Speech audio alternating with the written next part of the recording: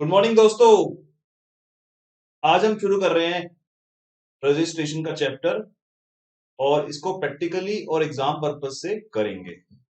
Chapter बहुत बड़ा था, इसको मैंने बड़े अच्छे वे में प्रेजेंट करके समराइज करा है और सारे एग्जाम के क्वेश्चन जो आपके आईसीआई और आरटीपी में आए हुए हैं चैप्टर करने के बाद हम उसको भी सॉल्व करेंगे। तो स्टार्ट करते हैं registration. Registration chapter practically life में बहुत इंपॉर्टेंट है, क्योंकि जब जीएसटी लॉ आया 1 जुलाई से, जीएसटी के प्रोविजन तो 1 जुलाई से एप्लीकेबल हुए, बट रजिस्ट्रेशन के प्रोविजन गवर्नमेंट ने 1 जुलाई से पहले ही एप्लीकेबल कर दिए थे। बहुत सारे लोग ऐसे हैं जो कि वैट, एक्साइज और सर्विस टैक्स में रजिस्टर्ड थे, वो सारे लोग जीएसटी में माइग्रेट होके आ गए थे। तो डेटाबेस गवर्नमेंट के पास बहुत बढ़ गया था जब ये माइग्रेट होके लोग यहाँ पे आए। चैप्टर बहुत इंटरेस्टिंग है और प्रैक्टिकल वे में इस चैप्टर को हम समझेंगे। इस चैप्टर के स्टार्टिंग में एक छोटी सी मेरी आपसे गुजारिश है कि इस चैप्टर को स्टार्ट कर रहा हूं मैं, तो आपको जहां जहां मैं बोलूंगा पोज करके आप अपने माइंड में वो कंसेप्ट को फिक्स कर लें, फिर उसके बाद पोज खोल के वीडियो को शुरू करें। इससे क्या होगा फायदा, आपको माइंड में आपके कंसेप्ट जमता जाएगा, फिक्स होता जाएगा, फिर आगे हम चलेंगे। थोड़ा सा चैप्टर थोड़ा लेंदी है, लेंदी होने की वजह से मैंने आपको ये बात बोली है। तो स्टार्ट करते हैं रजिस्ट्रेशन। रजिस्ट्रेशन शुरू करने से पहले एक बात हम पढ़ते हैं। Section 1 of GST law, CGST law, वो कहता है GST is applicable to whole of India. Whole of India, sir ये इंडिया का क्या मीनिंग होता है? बहुत टाइम से हम ये डिस्कशन को हमने होल्ड किया हुआ था कि इंडिया क्या होता है और इंडिया का मीनिंग हमारे आर्टिकल में और हमारे जीएसटी लॉ में क्या लिखा हुआ है। तो इसको हम समझते हैं कि व्हाट इज इंडिया। सबसे पहले हम बात करते हैं इंडिया को हमारे संविधान में, हमारे कॉन्स्टिट्यूशन ऑफ इंडिया में इंडिया को डिफाइन किया हुआ है और उसको हम पढ़ते हैं। The constitution of India, the constitution states that India, that is Bharat, shall be union states, मतलब UT. The territory of India shall consist of territory of states, यानी स्टेट की बाउंड्री और यूनियन टेरिटरी की boundary and any other territory at may be acquired. Sir हमें legal language समझ नहीं आ रही है, हमें तो आप एग्जांपल से समझाओ। मैं आपको एग्जांपल से समझाता हूं कि इंडिया क्या होता है, इंडिया का क्या मीनिंग होता है। मैं आपको, ये आपके सामने इंडिया का मैप है। As per article 1 of the constitution, India यहां तक है, बेस लाइन तक। इस लाइन को हम बोलते हैं बेस लाइन या कोस्टल लाइन। बेस लाइन तक, जो आपको बेस लाइन दिख रही है, as per article 1 of the constitution, ये हमारा इंडिया यहां तक है। बहुत सारे लॉ ऐसे हैं, टैक्सेशन लॉ, जहां पे इंडिया को थोड़ा आगे तक एक्सटेंड किया गया। और ये एक्सटेंड क्यों किया गया सर? क्योंकि इंडिया के बाहर यहां पे अगर कोई एक्टिविटी हो रही है तो गवर्नमेंट चाहती थी इस एक्टिविटी पे भी हमें टैक्स मिले। गवर्नमेंट चाहती थी कि इंडिया का जो मीनिंग है वो इंडिया की बाउंड्री तक सीमित ना रहे, इंडिया के वाटर को भी हम कवर करें। और वाटर तो छोड़ो, गवर्नमेंट ने तो ये भी लिख दिया लॉ के अंदर कि वाटर के नीचे कुछ हो रहा है तो भी इंडिया में आएगा, और एयर, इंडिया के एयर पे कुछ हो रहा है तो भी इंडिया में आएगा। ये तो अच्छा हुआ गवर्नमेंट ने ये नहीं लिखा हुआ कि वाटर के नीचे जो नरक है वहां भी इंडिया आएगा, और जो एयर के ऊपर स्वर्ग है वहां भी इंडिया आएगा, हम वहां भी हम जीएसटी ले जाएंगे। अच्छा हुआ ये बात नहीं लिखी। बट हालांकि गवर्नमेंट ने एयर, एयर और वाटर, अंडरग्राउंड वाटर को भी, अंडर वाटर को भी गवर्नमेंट ने कहा ये भी इंडिया का ही पार्ट है, और अगर कुछ एक्टिविटी आप करोगे पानी के अंदर तो जीएसटी आएगा। सर आप कैसी बातें कर रहे हो, पानी के अंदर कौन सी एक्टिविटी होती है? अरे पानी के अंदर आजकल इंडिया में तो नहीं, इंडिया के बाहर बहुत सारे होटल बन गए हैं। इंडिया के, मतलब इंडिया में तो बात नहीं कर रहा मैं, वाटर के अंदर, पानी के अंदर होटल बन गए हैं, रेस्टोरेंट बन गए हैं। आप बताओ, रेस्टोरेंट में कोई आप सर्विस दे रहे हो, सप्लाई कर रहे हो, और पानी के अंदर है तो जीएसटी लगेगा कि नहीं लगेगा सर? यस लगेगा। तो इसलिए हम इंडिया को समझ रहे हैं कि इंडिया क्या होता है। अब मैं आपको लेके जाता हूं एक बार जीएसटी की डेफिनेशन पे। जो जीएसटी लॉ में डेफिनेशन दी हुई है वो इंडिया की डेफिनेशन दी हुई है और इसको हम बोलते हैं टैक्सेबल टेरिटरी। सर ये वर्ड हमने बहुत बार सुना है। कहां सुना है? अपने आरसीएम वाले चैप्टर में। वहां लिखा हुआ था बार बार कि रेसिपिएंट टैक्सेबल टेरिटरी में होना चाहिए। तो वहां पे हमने क्लियर किया था कि टैक्सेबल टेरिटरी क्या होती है सर? टैक्सेबल टेरिटरी सिर्फ इंडिया की बेस लाइन नहीं होती है, उससे आगे भी इंडिया होता है। समझते हैं। Territory of India as referred to article 1, यानी कि बेस लाइन तक तो इंडिया है। उसके बाद कह रहा है इट्स टेरिटोरियल वाटर। कह रहा है इसके अंदर टेरिटोरियल वाटर को भी आप ऐड कर दो। इसको भी समझाता हूं मैं एग्जांपल से। टेरिटोरियल वाटर को कैसे ऐड करना है इसको भी मैं आपको एग्जांपल से समझाता हूं। तो टेरिटोरियल वाटर को हमें कैसे ऐड करना है? गवर्नमेंट ने बोला कि जो आपका यहां से यहां तक, यहां से यहां तक जो आपका एरिया है, और ये एरिया है आपका 12 नॉटिकल माइल। सर ये नॉटिकल माइल क्या होते हैं? जैसे लैंड को मेजर करने के लिए हम किलोमीटर का यूज करते हैं, पानी को हम किलोमीटर में नाप नहीं सकते क्योंकि पानी के अंदर लहरें भी होती हैं, पानी की मूवमेंट भी होती है। तो किलोमीटर में उसको ना नाप के हम नॉटिकल माइल का यूज करते हैं और एक नॉटिकल माइल में 1.8 किलोमीटर होता है। तो 12 नॉटिकल माइल्स तक गवर्नमेंट ने बोला ये जो पानी है, जो वाटर है, ये सारा इंडिया का वाटर है। टेरिटोरियल वाटर ऑफ इंडिया इसको बोलते हैं। उसके बाद गवर्नमेंट ने बोला इसके आगे 24 किलोमीटर, 24 नॉटिकल माइल को हम कॉन्टिजियस जोन बोलेंगे। कॉन्टिजियस जोन समझ लो आप एग्जांपल के लिए लेमैन लैंग्वेज में, कि अगर कोई बंदा स्मगलिंग करके जा रहा है और स्मगलिंग करके उसने ये वाला बॉर्डर पार कर दिया और वो यहां पहुंच गया है, तो कुछ जगह कुछ लॉ में ऐसी पावर है कि ऑफिसर उसको पकड़ने के लिए आगे तक जा सकता है।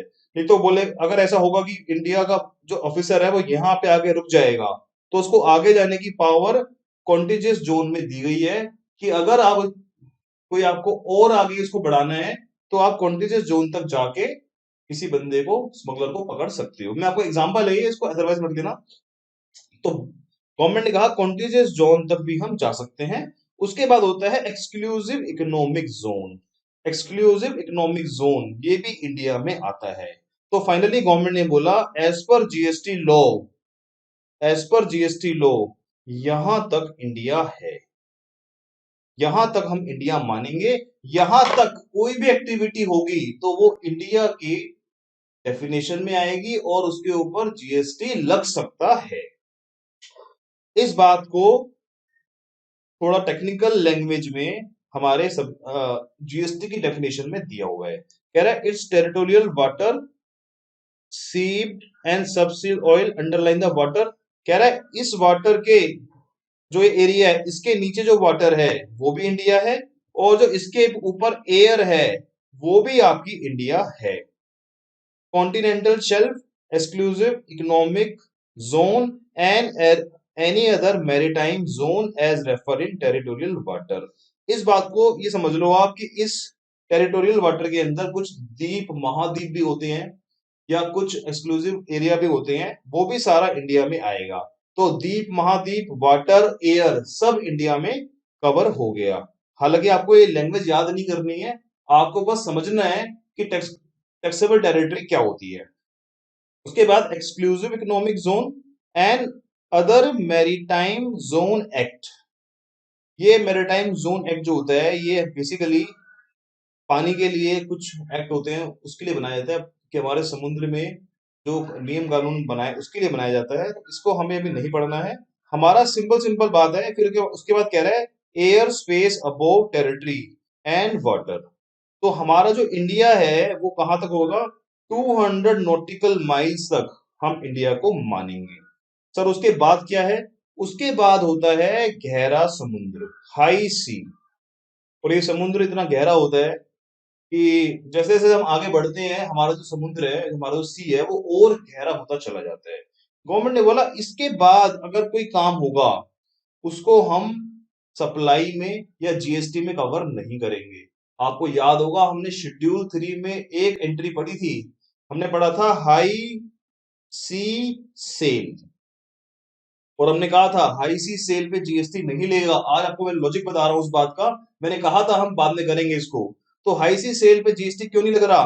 क्योंकि वो इंडिया का पार्ट ही नहीं है, क्योंकि high sea is not part of India, it is out of India, India का पार्ट नहीं है हाई सी, और इसके ऊपर सप्लाई करेंगे तो हम जीएसटी नहीं लगाएंगे। तो ये हमारा इंडिया का मीनिंग होता है जो हमें समझना था। अब एक बात मैं आपसे पूछता हूं, इंपॉर्टेंट बात है सर, मान लो कोई बंदा यहां पे कोई एक्टिविटी कर रहा है और एक्टिविटी सप्लाई है, तो क्या वो जीएसटी पे करेगा? यस, वो जीएसटी पे करेगा, क्योंकि 200 नॉटिकल माइल्स तक कोई भी एक्टिविटी कर रहे हो तो उसके ऊपर सप्लाई मान के जीएसटी लगेगा, अगर वो टैक्सेबल सप्लाई है तो। सर क्वेश्चन ये आ गया, सर वो जीएसटी रजिस्ट्रेशन कहां पे लेगा? ये क्या समुद्र में जीएसटी नंबर ले लेगा वो? नहीं, इसके लिए हमारे लॉ में एक प्रोविजन दिया हुआ है जो मैं आपको आगे जाके कनेक्ट कराऊंगा, कि अगर वो यहां से जो भी सबसे नियरेस्ट स्टेट है, क्योंकि समुद्र में जीएसटी नंबर लेना तो पॉसिबल नहीं है ना, जो भी सबसे नियरेस्ट स्टेट है यहां से, उस स्टेट में वो अपना जीएसटी नंबर ले सकता है, लेगा एक्चुअली, ये बात भी लॉ में लिखी हुई है। इस बात को भी मैं रिलेट कराऊंगा आपके इंडिया की डेफिनेशन से। तो ये इंडिया की डेफिनेशन मैंने आपको पढ़ा दी है। अब हम थोड़ी सी बात इंडिया की और कर लेते हैं। सर आप सोच रहे होगे कि सर क्या पढ़ा रहे हो, हमारे को इंडिया, हमारा पेपर आ रहा है, मई अटेम्प्ट है, नवंबर अटेम्प्ट है, और आप फालतू की बातें पढ़ा जा रहे हो। इस सारी बातों को मैं रिलेट करा दूंगा रजिस्ट्रेशन के चैप्टर से, ताकि आपको रजिस्ट्रेशन चैप्टर याद हो जाए अच्छे से। हमारे देश में 28 स्टेट्स हैं, सारे स्टेट के नाम तो मैं ले नहीं सकता, पर 28 हमारे देश में स्टेट हैं। पहले हमारे देश में 29 स्टेट हुआ करती थी, अभी रिसेंटली जम्मू कश्मीर को हमने यूटी में डाल दिया है, जम्मू कश्मीर यूटी है, अब स्टेट नहीं रही है। और लद्दाख भी यूटी में, नई यूटी क्रिएट करी है हमने। पहले हमारे यहाँ पे 7 यूटी हुआ करती थी, आज की डेट में हमारे यहाँ पे 8 यूटी है। 8 यूटी कैसे हैं मैं आपको बताऊंगा। तो 28 स्टेट है हमारे देश में, और 8 यूनियन टेरिटरी हमारे देश में आज की डेट में है।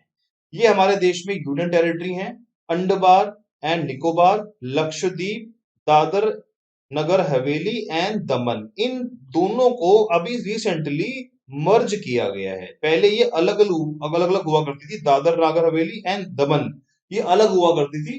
अब गवर्नमेंट ने इन दोनों यूटी को मर्ज करके एक यूटी बना दिया है, लक्षद्वीप, लद्दाख एंड चंडीगढ़। और उसके अलावा दिल्ली, पुडुचेरी और जम्मू कश्मीर ये भी यूटी में आती हैं, बट इनकी कुछ स्पेशल बात है जो हम पढ़ने वाले हैं। इन दो 3 यूटी की स्पेशल बात क्या है कि इनकी अपनी विधानसभा है। जैसे दिल्ली में देखते होगे, दिल्ली में केजरीवाल जी हैं, उनकी अपनी विधानसभा है, वो किसी को कुछ समझते ही नहीं है, वो कहते हैं जी मेरी विधानसभा, मैं दिल्ली का मालिक। तो मैं किसी की क्रिटिसाइज नहीं कर रहा, मैं तो एक बात बता रहा हूँ कि उनकी अपनी विधानसभा है। ऐसे ही पुडुचेरी की भी अपनी एक विधानसभा है, और जम्मू कश्मीर की भी अपनी विधानसभा है। मतलब इनका सेंट्रल गवर्नमेंट पे कंट्रोल इतना नहीं है जितना बाकी अदर यूनियन टेरिटरी का है। ये अपनी विधानसभा चलाते हैं, इनकी अपनी विधानसभा है, तो इनको जीएसटी लॉ में स्टेट माना गया है। क्या माना गया है?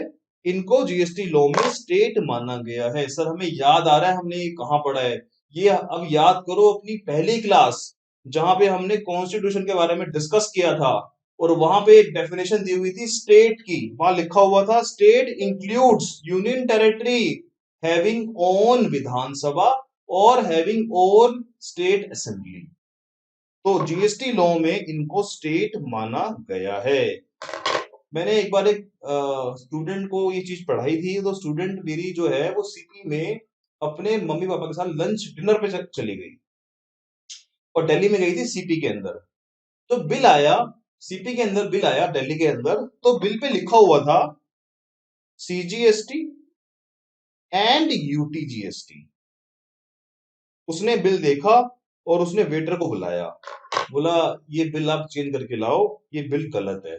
वेटर ने बोला मैडम हम तो इतने पढ़े लिखे नहीं है, क्या गलती है इसमें?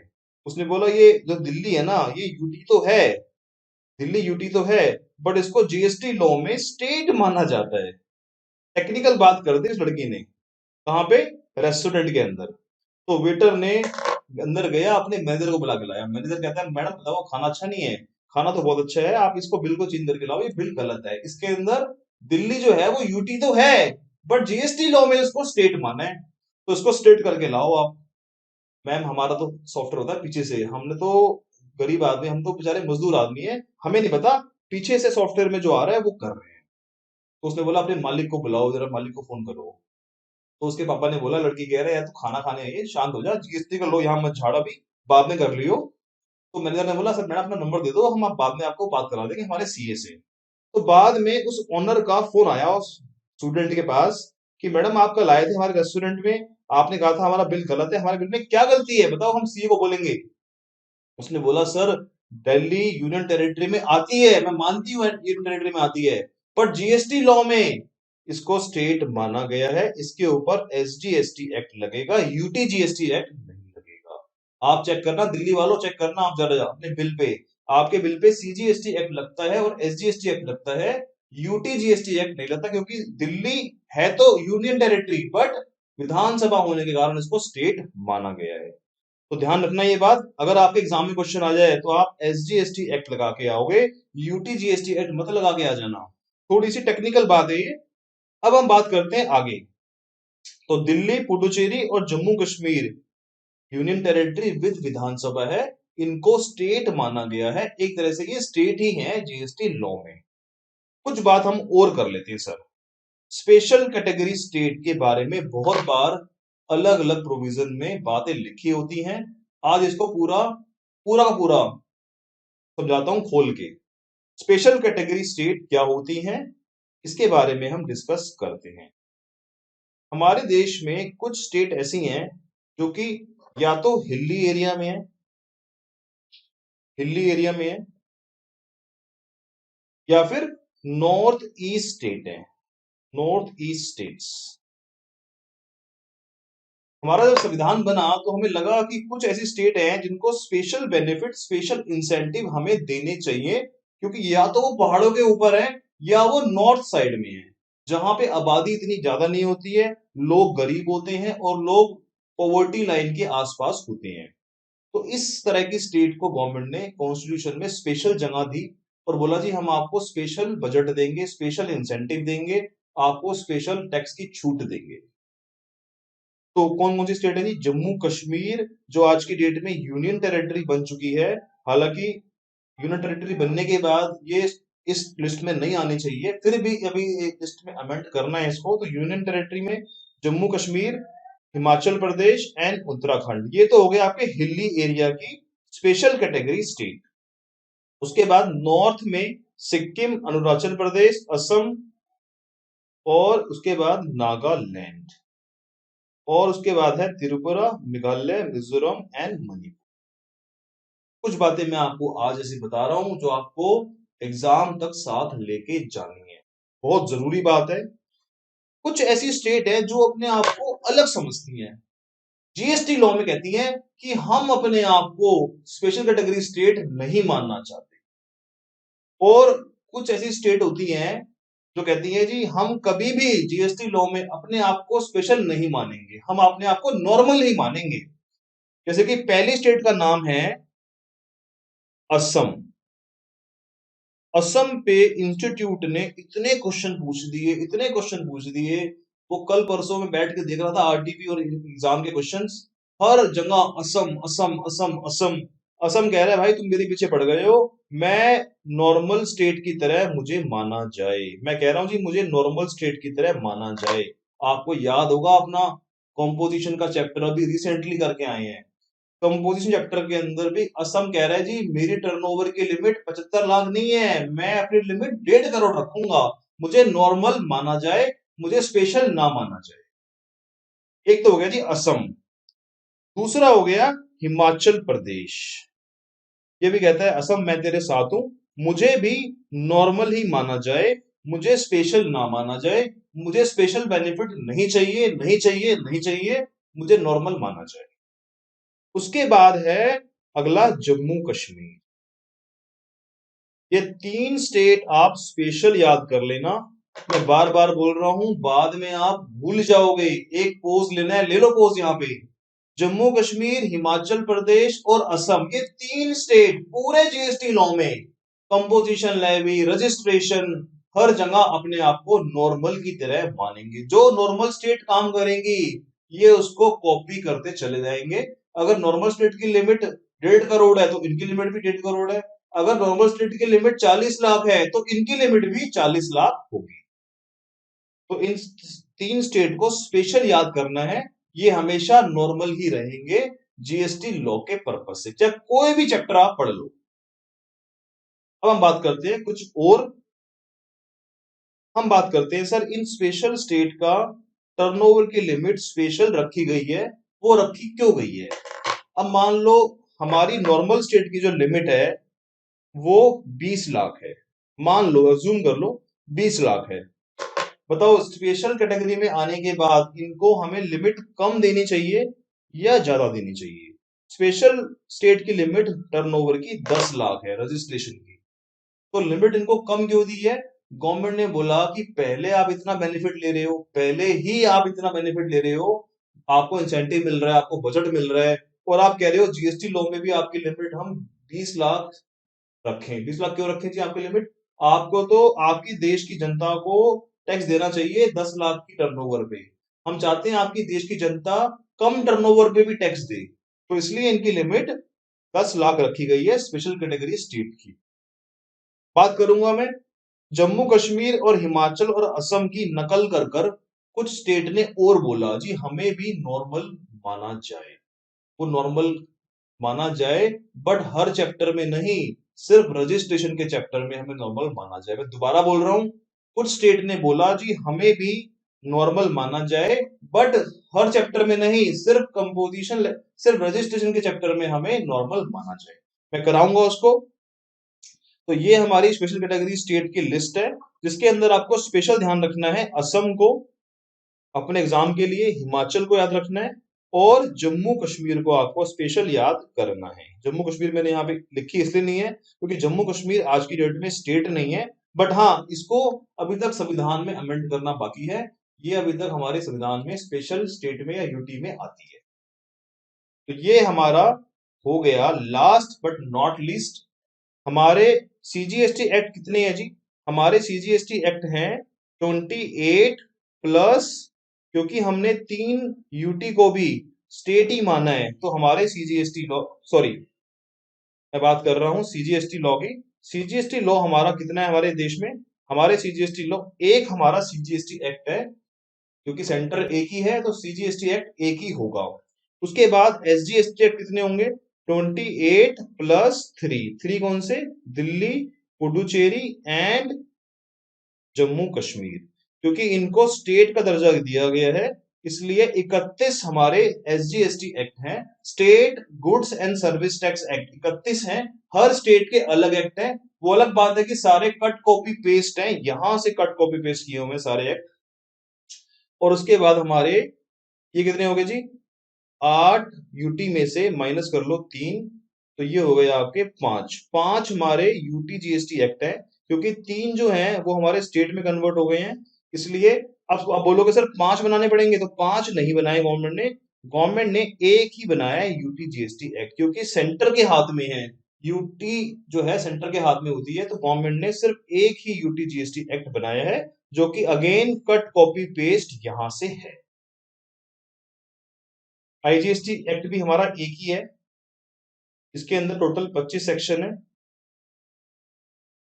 और एक सेक्शन है सेक्शन 20, जो कहता है जी कुछ प्रोविजन मैं यहां से बोरो करूंगा, कट कॉपी नहीं करूंगा, क्या करूंगा? बोरो करूंगा। जब मुझे नीड होगी तो कुछ सेक्शन को मैं सीजीएसटी एक्ट से बोरो करके, जैसे कि सेक्शन 22 पढ़ेंगे अभी हम रजिस्ट्रेशन का, वो यहां से यहां बोरो हो जाएगा। और उसके बाद है कंपोजिशन एक्ट। तो ये हमारे 5 तरह के एक्ट हैं जो हमारे जीएसटी लॉ में हैं। अब हम बात कर लेते हैं अपने मेन चैप्टर की, जिसके लिए मैंने सारी भूमिका बनाई है आपके सामने।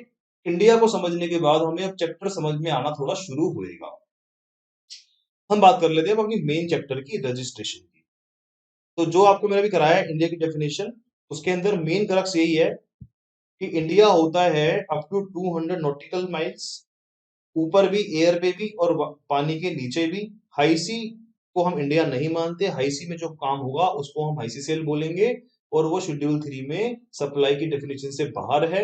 इंडिया में 28 स्टेट होती हैं और 8 यूटी होती हैं, और 8 जो यूटी होती हैं उसमें से दिल्ली, पुडुचेरी और जम्मू कश्मीर की अपनी विधानसभा है, इनको स्टेट माना गया है जीएसटी लॉ के अंदर। तो उसके बाद हमने पढ़ा कि हमारे पास स्पेशल कैटेगरी स्टेट होती हैं, पहली 3 ऊपर हिली एरिया की है, और बाकी जो है हमारी कहाँ पे है, नॉर्थ ईस्ट स्टेट है। ये हमारी स्पेशल कैटेगरी स्टेट है। 3 स्टेट ऐसी हैं, जम्मू कश्मीर, हिमाचल और असम, ये हमेशा नॉर्मल स्टेट की तरह ट्रीट होंगी जीएसटी लॉ में, क्योंकि ये खुद चाहती हैं। तो ये हमने बात कर ली इंडिया के बारे में। अब हम बात करते हैं अपने रजिस्ट्रेशन के बारे में। सर, रजिस्ट्रेशन चैप्टर हम क्यों पढ़ रहे हैं और रजिस्ट्रेशन का पर्पस क्या रहेगा? Why we need registration under GST law? क्या रजिस्ट्रेशन करवाने का क्या हमारे को कोई शौक है? क्या हमारे को ज्यादा से ज्यादा लोग भरने हैं यहाँ पे जीएसटी रजिस्ट्रेशन के लिए? क्या हम सभी लोगों को यहाँ पे रजिस्टर कर दे, 1,30,00,000 लोगों को? क्या हमारा पर्पस ज्यादा से ज्यादा रजिस्ट्रेशन करवाने का, सिर्फ खाली टाइम पास करने का है? नहीं, हमारा मेन पर्पस है गवर्नमेंट का tax collection. Tax collection is the main purpose to get GST registered. जब स्टार्टिंग में जीएसटी लॉ आया नया नया, तो बहुत लोगों ने जीएसटी नंबर ऐसे ही ले लिया शौक शौक में, यार हमें तो जीएसटी नंबर चेक करना है कि कैसे होता है जीएसटी नंबर। क्या जीएसटी नंबर कोई शौक है? जीएसटी नंबर लेने का मतलब ये है कि आपको सारी रिटर्न कंप्लायंस करने पड़ेंगे। आपको चाहे नील की रिटर्न भरनी पड़े, आपको रिटर्न भरनी पड़ेगी, कंप्लायंस करने पड़ेंगे सारे के सारे। तो रजिस्ट्रेशन का पर्पस, जो मेन पर्पस है गवर्नमेंट का, वो टैक्स को बढ़ाना है, कलेक्शन को करना है। फालतू में टाइम पास करने के लिए गवर्नमेंट को रजिस्ट्रेशन नहीं करवाने। गवर्नमेंट के पास एक पोर्टल है जिसका नाम है कॉमन पोर्टल। कॉमन पोर्टल मतलब जो गवर्नमेंट की वेबसाइट है, जीएसटी की वेबसाइट है, उसको बोलते हैं कॉमन पोर्टल। गवर्नमेंट ने कहा कि हमारे पोर्टल में सब तरह के यूजर हैं, स्टेट के सारी सारी स्टेट यूज करती हैं इस कॉमन पोर्टल को, सारे ऑफिसर यूज करते हैं, सारे एसएससी यूज करते हैं, और सब लोग इस पोर्टल को यूज करते हैं। अब इतने सारे बंदे अगर जीएसटी में बिना मतलब के रजिस्टर्ड हो जाएंगे, बिना मतलब के, तो हमारा पोर्टल तो बैठ जाएगा ड्यू डेट पे, क्योंकि हमारे इंडिया में ड्यू डेट का मतलब होता है लास्ट डेट पे ही काम करेंगे सर। हम लास्ट डेट पे ही काम करते हैं। हम समझते हैं, अगर लिखा हुआ है लॉ में द ड्यू डेट इज, लिखा हुआ है due date is within या बाई 31 दिसंबर, तो हम पढ़ते हैं due date is on 31 December. हमें 31 दिसंबर को ही काम करना है, तो कॉमन पोर्टल बैठ जाता है। इसलिए गवर्नमेंट का पर्पस रहेगा फालतू लोगों को रजिस्ट्रेशन ना दिया जाए। तो हम देखेंगे जी जीएसटी के प्रोविजन रजिस्ट्रेशन के कैसे होते हैं। स्टार्टिंग में मैं आपसे कुछ बात करना चाहता हूं। कुछ लोगों को भ्रम रहता है कि सर जीएसटी नंबर एक पर्सन लेता है, तो पर्सन का जीएसटी नंबर होता है या बिजनेस का होता है? बताओ, आप बताइए, क्या जीएसटी नंबर किसी पर्सन का होता है या बिजनेस का होता है? कुछ लोग कहते हैं सर मैं जीएसटी में रजिस्टर्ड हो गया, मैं जीएसटी में रजिस्टर्ड हूं, मेरा नाम जीएसटी में है। अरे अगर तू जीएसटी में रजिस्टर्ड है तो अपने माथे पे टैटू बनवा ले, जीएसटी नंबर लिखवा ले यहाँ पे, या अपने हाथ पे टैटू बनवा ले जीएसटी नंबर। तो आप ध्यान रखना, जीएसटी रजिस्ट्रेशन किसी बंदे का नहीं होता। जीएसटी रजिस्ट्रेशन क्या किसी गुड्स और सर्विस का होता है? नहीं सर, गुड्स सर्विस का भी नहीं होता। तो किसका होता है sir GST number? GST number जो होता है वो हमेशा प्लेस ऑफ बिजनेस का होता है। अगर आपका प्लेस ऑफ बिजनेस ही नहीं है, अगर आपका प्लेस ऑफ बिजनेस ही नहीं है, तो आपका जीएसटी नंबर आपको नहीं मिलता। बिजनेस होना जरूरी है, क्योंकि जीएसटी क्या है, एक बिजनेस टैक्स है, ये पर्सनल टैक्स नहीं है। बिना बिजनेस के जीएसटी नंबर लेने की आपको जरूरत नहीं है। इस बात को मैं आगे भी कनेक्ट कराऊंगा। कई जगह पे ऐसा होगा कि एक बंदे का जीएसटी नंबर नहीं है और वो काम करे जा रहा है, उसके यहाँ पे पड़ गई रेड, तो जबरदस्ती उसको जीएसटी में रजिस्ट्रेशन कराया जाएगा। जब तक रजिस्ट्रेशन नहीं है, टैक्स कलेक्शन पॉसिबल नहीं है। मेरी बात ध्यान रखना, जब तक रजिस्ट्रेशन नहीं है, टैक्स कलेक्शन पॉसिबल नहीं है। और रजिस्ट्रेशन है तो हर टैक्सेबल सेल पे आपको जीएसटी देना पड़ेगा। तो the main purpose is collection of tax. Collection of tax. आपने एक मूवी देखी होगी, रेड मूवी आई थी अजय देवगन की। उस मूवी के अंदर अजय देवगन रेड डालता है तो वहां पे बहुत सारी आइटम निकलती हैं ऐसी। तो देखता है कि यार बहुत सारी यहाँ से सप्लाई भी होती है और ज्वेलरी पड़ी हुई है। तो वो पहला काम क्या करेगा, अगर उसको लग रहा है कि हाँ इनको जीएसटी देना चाहिए था, इन्होंने नहीं दिया, तो सबसे पहले अजय देवगन उनका जीएसटी में रजिस्ट्रेशन कर देगा। एग्जाम में क्वेश्चन आया हुआ है ये, ऐसे नहीं आया हुआ अजय देवगन, ऐसे आया हुआ है कि जीएसटी ऑफिसर क्या अपना अपने आप आपका जीएसटी नंबर ले सकता है? तो यस, जीएसटी ऑफिसर आपका जीएसटी में रजिस्टर्ड जबरदस्ती पकड़ के कर सकता है अगर उसको लगता है कि आपने जीएसटी नंबर नहीं लिया था और आपको लेना चाहिए था। करेंगे बात, इसकी बात भी करेंगे हम, आगे करेंगे इसकी बात। कुछ लोग ये कहते हैं सिर्फ जीएसटी जो होता है ना, जीएसटी रजिस्ट्रेशन, वो टैक्स वाइज होता है। सीजीएसटी का अलग रजिस्ट्रेशन, एसजीएसटी का अलग रजिस्ट्रेशन, आईजीएसटी का अलग रजिस्ट्रेशन। बिल्कुल भी ऐसा नहीं है। जीएसटी रजिस्ट्रेशन टैक्स वाइज नहीं है, जीएसटी रजिस्ट्रेशन स्टेट वाइज होता है। इस बात को भी मैं लिंक कराऊंगा। जीएसटी रजिस्ट्रेशन टैक्स वाइज नहीं होता। अगर आपने एक टैक्स में रजिस्ट्रेशन करवा लिया तो मान लिया जाएगा आपका रजिस्ट्रेशन यहां भी हो गया और यहां भी हो गया। क्या ये बात लॉ में लिखी हुई है? ये बात लॉ में लिखी हुई है। इसको बोलते हैं डीमिंग फिक्शन, डीमिंग प्रोविजन। मतलब अगर एक लॉ में आपका जीएसटी नंबर हो गया तो मान लिया जाएगा आपका जीएसटी नंबर एसजीएसटी और आईजीएसटी में भी हो गए। तो ये सारी बातें हमने एक बार ओवरव्यू ले लिया कि जीएसटी नंबर कौन लेता है, क्यों लेना होता है, बिजनेस के लिए लेना होता है, और इसका मेन पर्पस टैक्स की कलेक्शन होती है। कुछ लोग जैसे बताया मैंने आपको माइग्रेट होके आ गए पीछे, सर्विस टैक्स में थे, एक्साइज में थे, वो 1 जुलाई को ऑटोमेटिक माइग्रेट होके जीएसटी में रजिस्टर्ड हो गए। उसके बाद हमने ये चेक नहीं किया कि ये बंदे का जीएसटी बनता है कि नहीं बनता, इसकी लिमिट है कि नहीं है, हमने पकड़ के उसको उठा के जीएसटी में डाल दिया। उसको बोलते हैं माइग्रेशन होके आए हुए बंदे। उसके बारे में भी हम बात करेंगे। तो अभी हम बात कर लेते हैं अपने मेन मेन एरिया की। हमें, मैं आपको एक बर्ड आई व्यू दे रहा हूं अभी, इस चैप्टर में हमें पढ़ना कैसे है और क्या पढ़ना है। इस चैप्टर में दो प्रोविजन है, legal provision and procedural part. Procedural part में हम पढ़ेंगे जीएसटी नंबर कैसे लिया जाता है, जीएसटी में प्रोसीजर क्या है, कौन से फॉर्म लगते हैं, क्या डॉक्यूमेंट लगते हैं, और अगर किसी का इंटरेस्ट बहुत ज्यादा ही हो, उसको सीखना है प्रैक्टिकली जीएसटी रजिस्ट्रेशन कैसे लिया जाता है, तो उसके लिए भी मैं आपको एक वीडियो शेयर कर दूंगा अलग से। आप मुझे अपनी ईमेल आईडी दे देना, जो जीएसटी नंबर कैसे पोर्टल पे जाके अप्लाई करते हैं प्रैक्टिकली, वो भी मैंने वीडियो बनाई हुई है, उसको मैं अलग से शेयर कर दूंगा आपकी ईमेल पे। जो मुझे इस कमेंट बॉक्स में आप मुझे दे देना अपनी ईमेल आईडी, मैं आपको वीडियो शेयर कर दूंगा, क्योंकि हमारे कोर्स का पार्ट नहीं है इसलिए मैं इसको इस क्लास में नहीं कराऊंगा। तो हम समझते हैं ऐसी जीएसटी लीगल प्रोविजन में हमें क्या पढ़ना है। पहला प्रोविजन है when to registered, GST number कब लेना है। इसके लिए हमारे पास दो सेक्शन है, सेक्शन 22 एंड सेक्शन 24। बात करूंगा डिटेल में इसके बारे में। जीएसटी नंबर आपको कब लेना है इसके बारे में दो सेक्शन है, सेक्शन 22, सेक्शन 24। सेक्शन 22 बात करता है बेसिकली थ्रेश होल्ड लिमिट की, कि हमारी लिमिट 20 लाख है, 10 लाख है, 40 लाख है, तो हमें जीएसटी नंबर लेना है। अलग अलग लिमिट है, बताऊंगा मैं आपको। और ये बात करता है कंपल्सरी रजिस्ट्रेशन। कुछ केस ऐसे होते हैं जहां गवर्नमेंट लिमिट लिमिट चेक नहीं करती, कहती है आपको जीएसटी नंबर हर हालत में लेना पड़ेगा अगर आप बिजनेस कर रहे हो तो।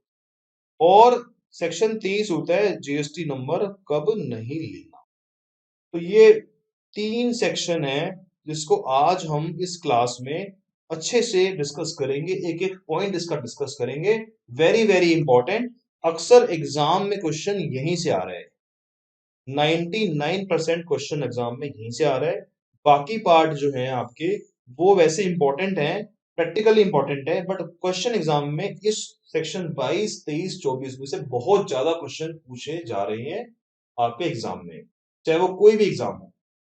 तो हम डिस्कस करते हैं हम वन बाय वन अपने जीएसटी के प्रोविजन को। इस चैप्टर के जितने भी नोटिफिकेशन है और जो इस चैप्टर का ओवरव्यू है वो मैंने आपको स्टार्टिंग में दे दिया। ये सारे सेक्शन पढ़ने हैं हमको, सेक्शन 22 से सेक्शन 30 तक पढ़ने हैं। इसके अंदर जो नोटिफिकेशन आई है चैप्टर के अंदर वो सब मैंने आपको स्टार्टिंग में दे दी, और एक सर्कुलर इसमें आया हुआ है चैप्टर में, वो मैंने आपको स्टार्टिंग में दे दिया। सारे के सारे नोटिफिकेशन सर्कुलर आपको अगर स्टार्टिंग में दे दिए जाते हैं तो आपको इसका एडवांटेज मिलना चाहिए कि आप जब एग्जाम में रिवाइज करोगे तो इन पे खास ध्यान देके जाना है, क्योंकि इंस्टीट्यूट का बड़ा इंटरेस्ट रहता है वो चेक करे बच्चा कितना अपडेटेड है, कितना उसको नॉलेज है करंट रिसेंट चेंजेस की, तो इसलिए इसको स्टार्टिंग में दिया गया है। अब हम बात करते हैं, अपने चैप्टर को शुरू करते हैं सेक्शन 22 से। बड़ा अटेंटिवली आपको रहना है क्लास में। एक बार के लिए पोज ले लो, मैं कह रहा हूं पोज ले लो, सर आप भी ले लो पोज। मैं पोज नहीं ले सकता आज क्योंकि आज बहुत इंपॉर्टेंट क्लास है।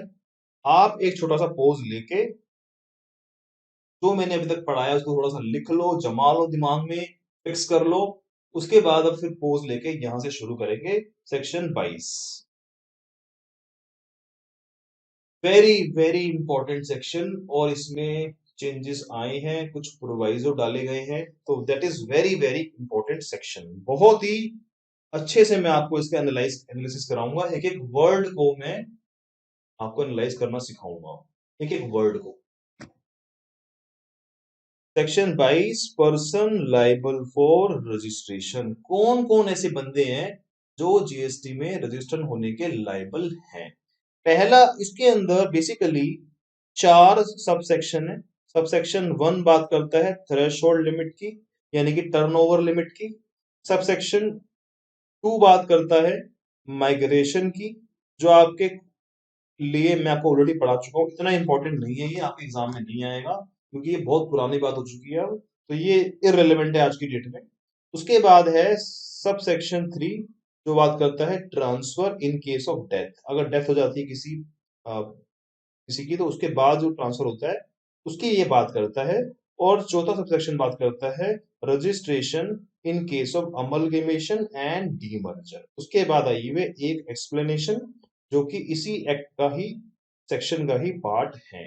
तो basically there are 4 subsection given under section 22, threshold limit, migration, और death of person, and last में अमलगमेशन ऑफ कंपनी। ये 4 बातें हम करेंगे। ये वाला सबसेक्शन जो है, this is very very important, very very important for the examination purpose. यहां से क्वेश्चन ना आए ऐसा मुझे लगता है नहीं कि ऐसा, मतलब नेक्स्ट टू इम्पॉसिबल है कि यहां से कोई क्वेश्चन एग्जाम में ना आए।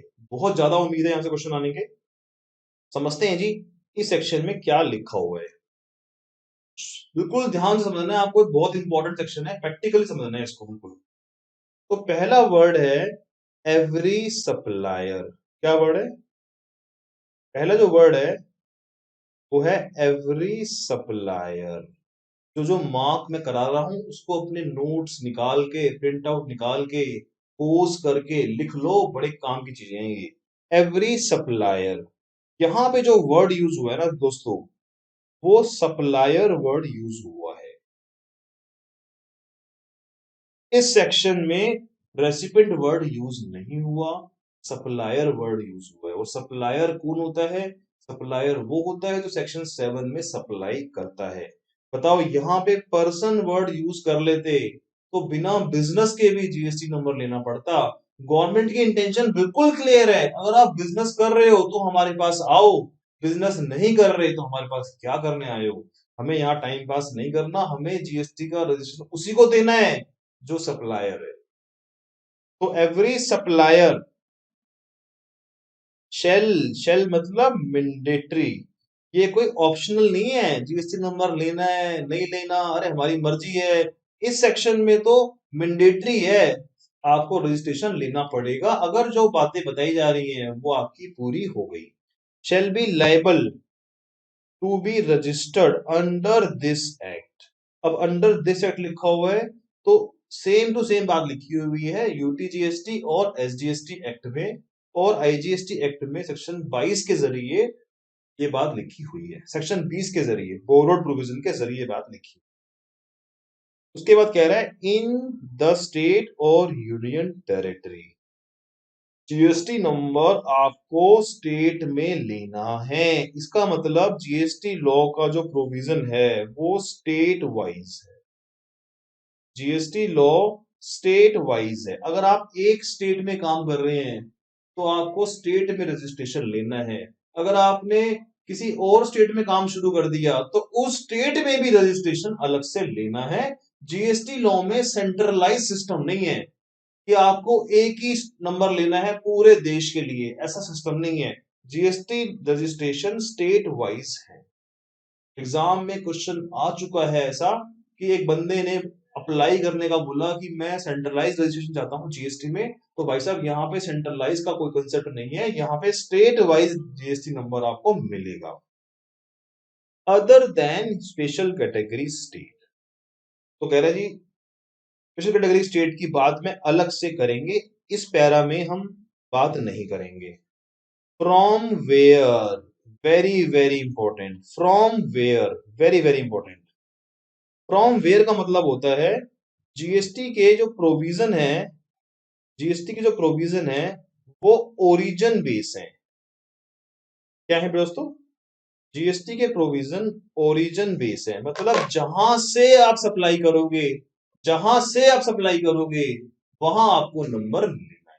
जबकि पुराने लॉ में क्या था, पुराने लॉ में भी ऐसा ही था कि रजिस्ट्रेशन के प्रोविजन हमेशा उस स्टेट में लिए जाते हैं जहां से आप वो सप्लाई करते हो। जैसे एग्जाम्पल के लिए मैंने दिल्ली से हरियाणा कोई गुड्स भेजा तो मैं जीएसटी नंबर दिल्ली में लूंगा क्योंकि मैं सप्लाई दिल्ली से कर रहा हूं। तो जहां से आप सप्लाई कर रहे हो वहां पे आपको जीएसटी नंबर लेना है। इस बात पे कई बार आप अटकोगे, आगे वाले सेक्शन के अंदर मैं दोबारा आपको बोलूंगा ये रिवाइज कर लो, फिर आपको क्लैरिटी हो जाएगी। ओरिजिन बेस है हमारा जीएसटी नंबर। उसके बाद कह रहा है ही मेक्स टैक्सेबल सप्लाई, ही makes taxable supply, very very important. अगर वो किसी स्टेट में टैक्सेबल सप्लाई कर रहा है, जैसे मान लो ये है हमारा chapter registration, very very important chapter. मैं बात कर रहा हूं आपसे, मान लो एक बंदा है वो दिल्ली में रहता है,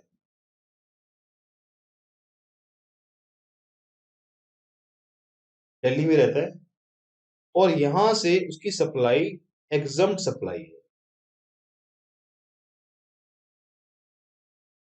यहां से उसकी सप्लाई एग्जम्प्ट सप्लाई है। बताओ क्या वो जीएसटी रजिस्ट्रेशन लेगा? उसकी टर्नओवर मान लो 1 करोड़ रुपए है, क्या वो जीएसटी नंबर लेगा? इस बात को अगर आप पढ़ोगे ध्यान से पढ़ोगे अगर आप, तो उसको जीएसटी नंबर नहीं लेना, क्योंकि ये यहाँ पे एक बात लिखी हुई है कि जीएसटी नंबर उस स्टेट से लेना है जिस स्टेट से आप टैक्सेबल सप्लाई कर रहे हो, उस स्टेट में जीएसटी नंबर लेना है। इस पॉइंट में मैं दोबारा आऊंगा, एक एग्जांपल दूंगा, वहां पे अटक जाओगे आप, तो आपको मैं बताऊंगा कि मैंने ये पढ़वाया था, आप रिवाइज करो फिर आपको याद आ जाएगा। तो फ्रॉम वेयर ही makes taxable supply if his aggregate turnover in a financial year exceed 20 lakh, exceed 20 lakh. यहां पे लिखा हुआ है in a financial year. Law में ये नहीं बताया कि सर ये प्रीवियस ईयर है या करंट ईयर है। कुछ चैप्टर में बताया होता है, जैसे कंपोजिशन लैब में बताया था कि टर्नओवर आपको लेनी है, मतलब जो आपको लेनी है एग्रीगेट टर्नओवर आपको लेनी है वो आपको प्रीवियस ईयर की लेनी है, ये बात वहां पे लिखी हुई थी। यहाँ पे ये बात नहीं लिखी हुई कि सर ये फाइनेंशियल ईयर कौन सा, फाइनेंशियल ईयर करंट ईयर लेना है या प्रीवियस ईयर लेना है। तो लॉ ने जब कोई ईयर क्लियर नहीं होता तो हम करंट ईयर मानते हैं।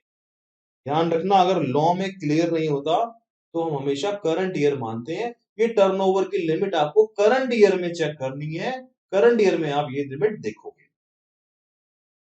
उसके बाद लिखा हुआ है एक्सीड 20 लाख रुपीज, एक्सीड होने चाहिए 20 तक, आपको जीएसटी नंबर नहीं लेना। सर इस बात को थोड़ा समराइज कर दो, हमें थोड़ी क्लैरिटी दे दो। मैं आपको क्लैरिटी देता हूं, इस बात की थोड़ी सी क्लैरिटी देता हूं, ये बात क्या कहना चाह रहे हैं। हम बात कर रहे हैं सब सेक्शन 1 की, सब सेक्शन 1 सेक्शन 22 या सब सेक्शन याद करने हैं। इस चैप्टर में आपको सेक्शन लर्न करने हैं, जरूरी है लर्न करने, जो आपको आगे तक आपके काम आएंगे लाइफ में, इसलिए आप सेक्शन याद कर लेना। तो हम बात कर रहे थे सर एग्जाम्पल की। मैंने कहा जी एक बंदा है, मिस्टर ए है, उसकी सप्लाई है, एक सप्लाई है टैक्सेबल, एक है एग्जम्प्ट, एक है नॉन टैक्सेबल।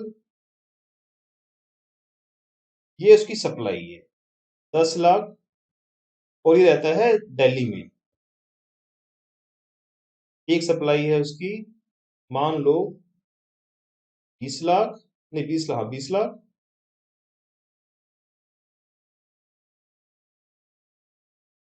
20 लाख, और ये है आपकी 1 लाख।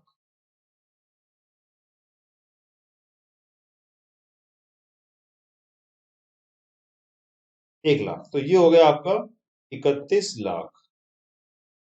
अब गवर्नमेंट ने बोला कि हमें अगर रजिस्ट्रेशन की लिमिट निकालनी है तो हम चेक करेंगे aggregate turnover. Aggregate turnover check करनी है। एग्रीगेट टर्नओवर कितनी है इसकी? इसकी एग्रीगेट टर्नओवर कितनी है? एक्सीड 20 लाख। हमने कहा जी एग्रीगेट टर्नओवर चेक कर ली हमने, एक्सीड कर रही है। ये हो गई पहली कंडीशन, सेक्शन 22 की पहली कंडीशन कि आपकी एग्रीगेट टर्नओवर, टोटल टर्नओवर आपकी किसी भी स्टेट में अगर आपकी 31 लाख से एक्सीड, 20 लाख से एक्सीड कर रही है तो आपकी पहली कंडीशन पूरी हो गई। दूसरी कंडीशन है कि उस दिल्ली स्टेट से, जिस स्टेट में आप चाहते हो रजिस्ट्रेशन लेना, उस दिल्ली स्टेट से, इंपॉर्टेंट बात है, उस दिल्ली स्टेट से आप टैक्सेबल सप्लाई कर रहे हो। क्या कर रहे हो? टैक्सेबल सप्लाई कर रहे हो। अब बताओ क्या हम टैक्सेबल सप्लाई कर रहे हैं? यस, हम टैक्सेबल सप्लाई कर रहे हैं। कितने रुपए की? क्या 20 लाख देखना है यहाँ पे? यहां तो मैं कह रहा हूं जी, मैं काट के लिख रहा हूं यहाँ पे 1 रुपए की। मैंने लिखा 1 रुपया, जानबूझ के लिखा है। अगर आपने एटीओ की लिमिट चेक करनी है, उसके अंदर सारी टर्नओवर ऐड करनी है। ये बात बहुत गहरी बात है। सारी टर्नओवर की लिमिट करनी है। अगर आपको एग्रीगेट टर्नओवर निकालनी है तो टोटल टर्नओवर निकालनी है। उसके बाद आपको ये देखना है, ये होगी आपकी सेकंड कंडीशन। उसमें कह रहा है कि दिल्ली से आपकी टैक्सेबल सप्लाई होनी चाहिए, चाहे भले ही 1 रुपए की हो। मतलब टर्नओवर निकालने के लिए सारे टर्नओवर ऐड कर लो, बट टैक्सेबल सप्लाई होनी चाहिए उस स्टेट से। अगर उस स्टेट से टैक्सेबल सप्लाई है तभी आपको जीएसटी नंबर लेना है। इस बात को मैं और क्लियर करूंगा जब मैं कराऊंगा आपको सेक्शन 23, वहां पे मैं इसको और क्लियर करूंगा। तो ये समझ लो आप, ये बहुत इंपॉर्टेंट सेक्शन है।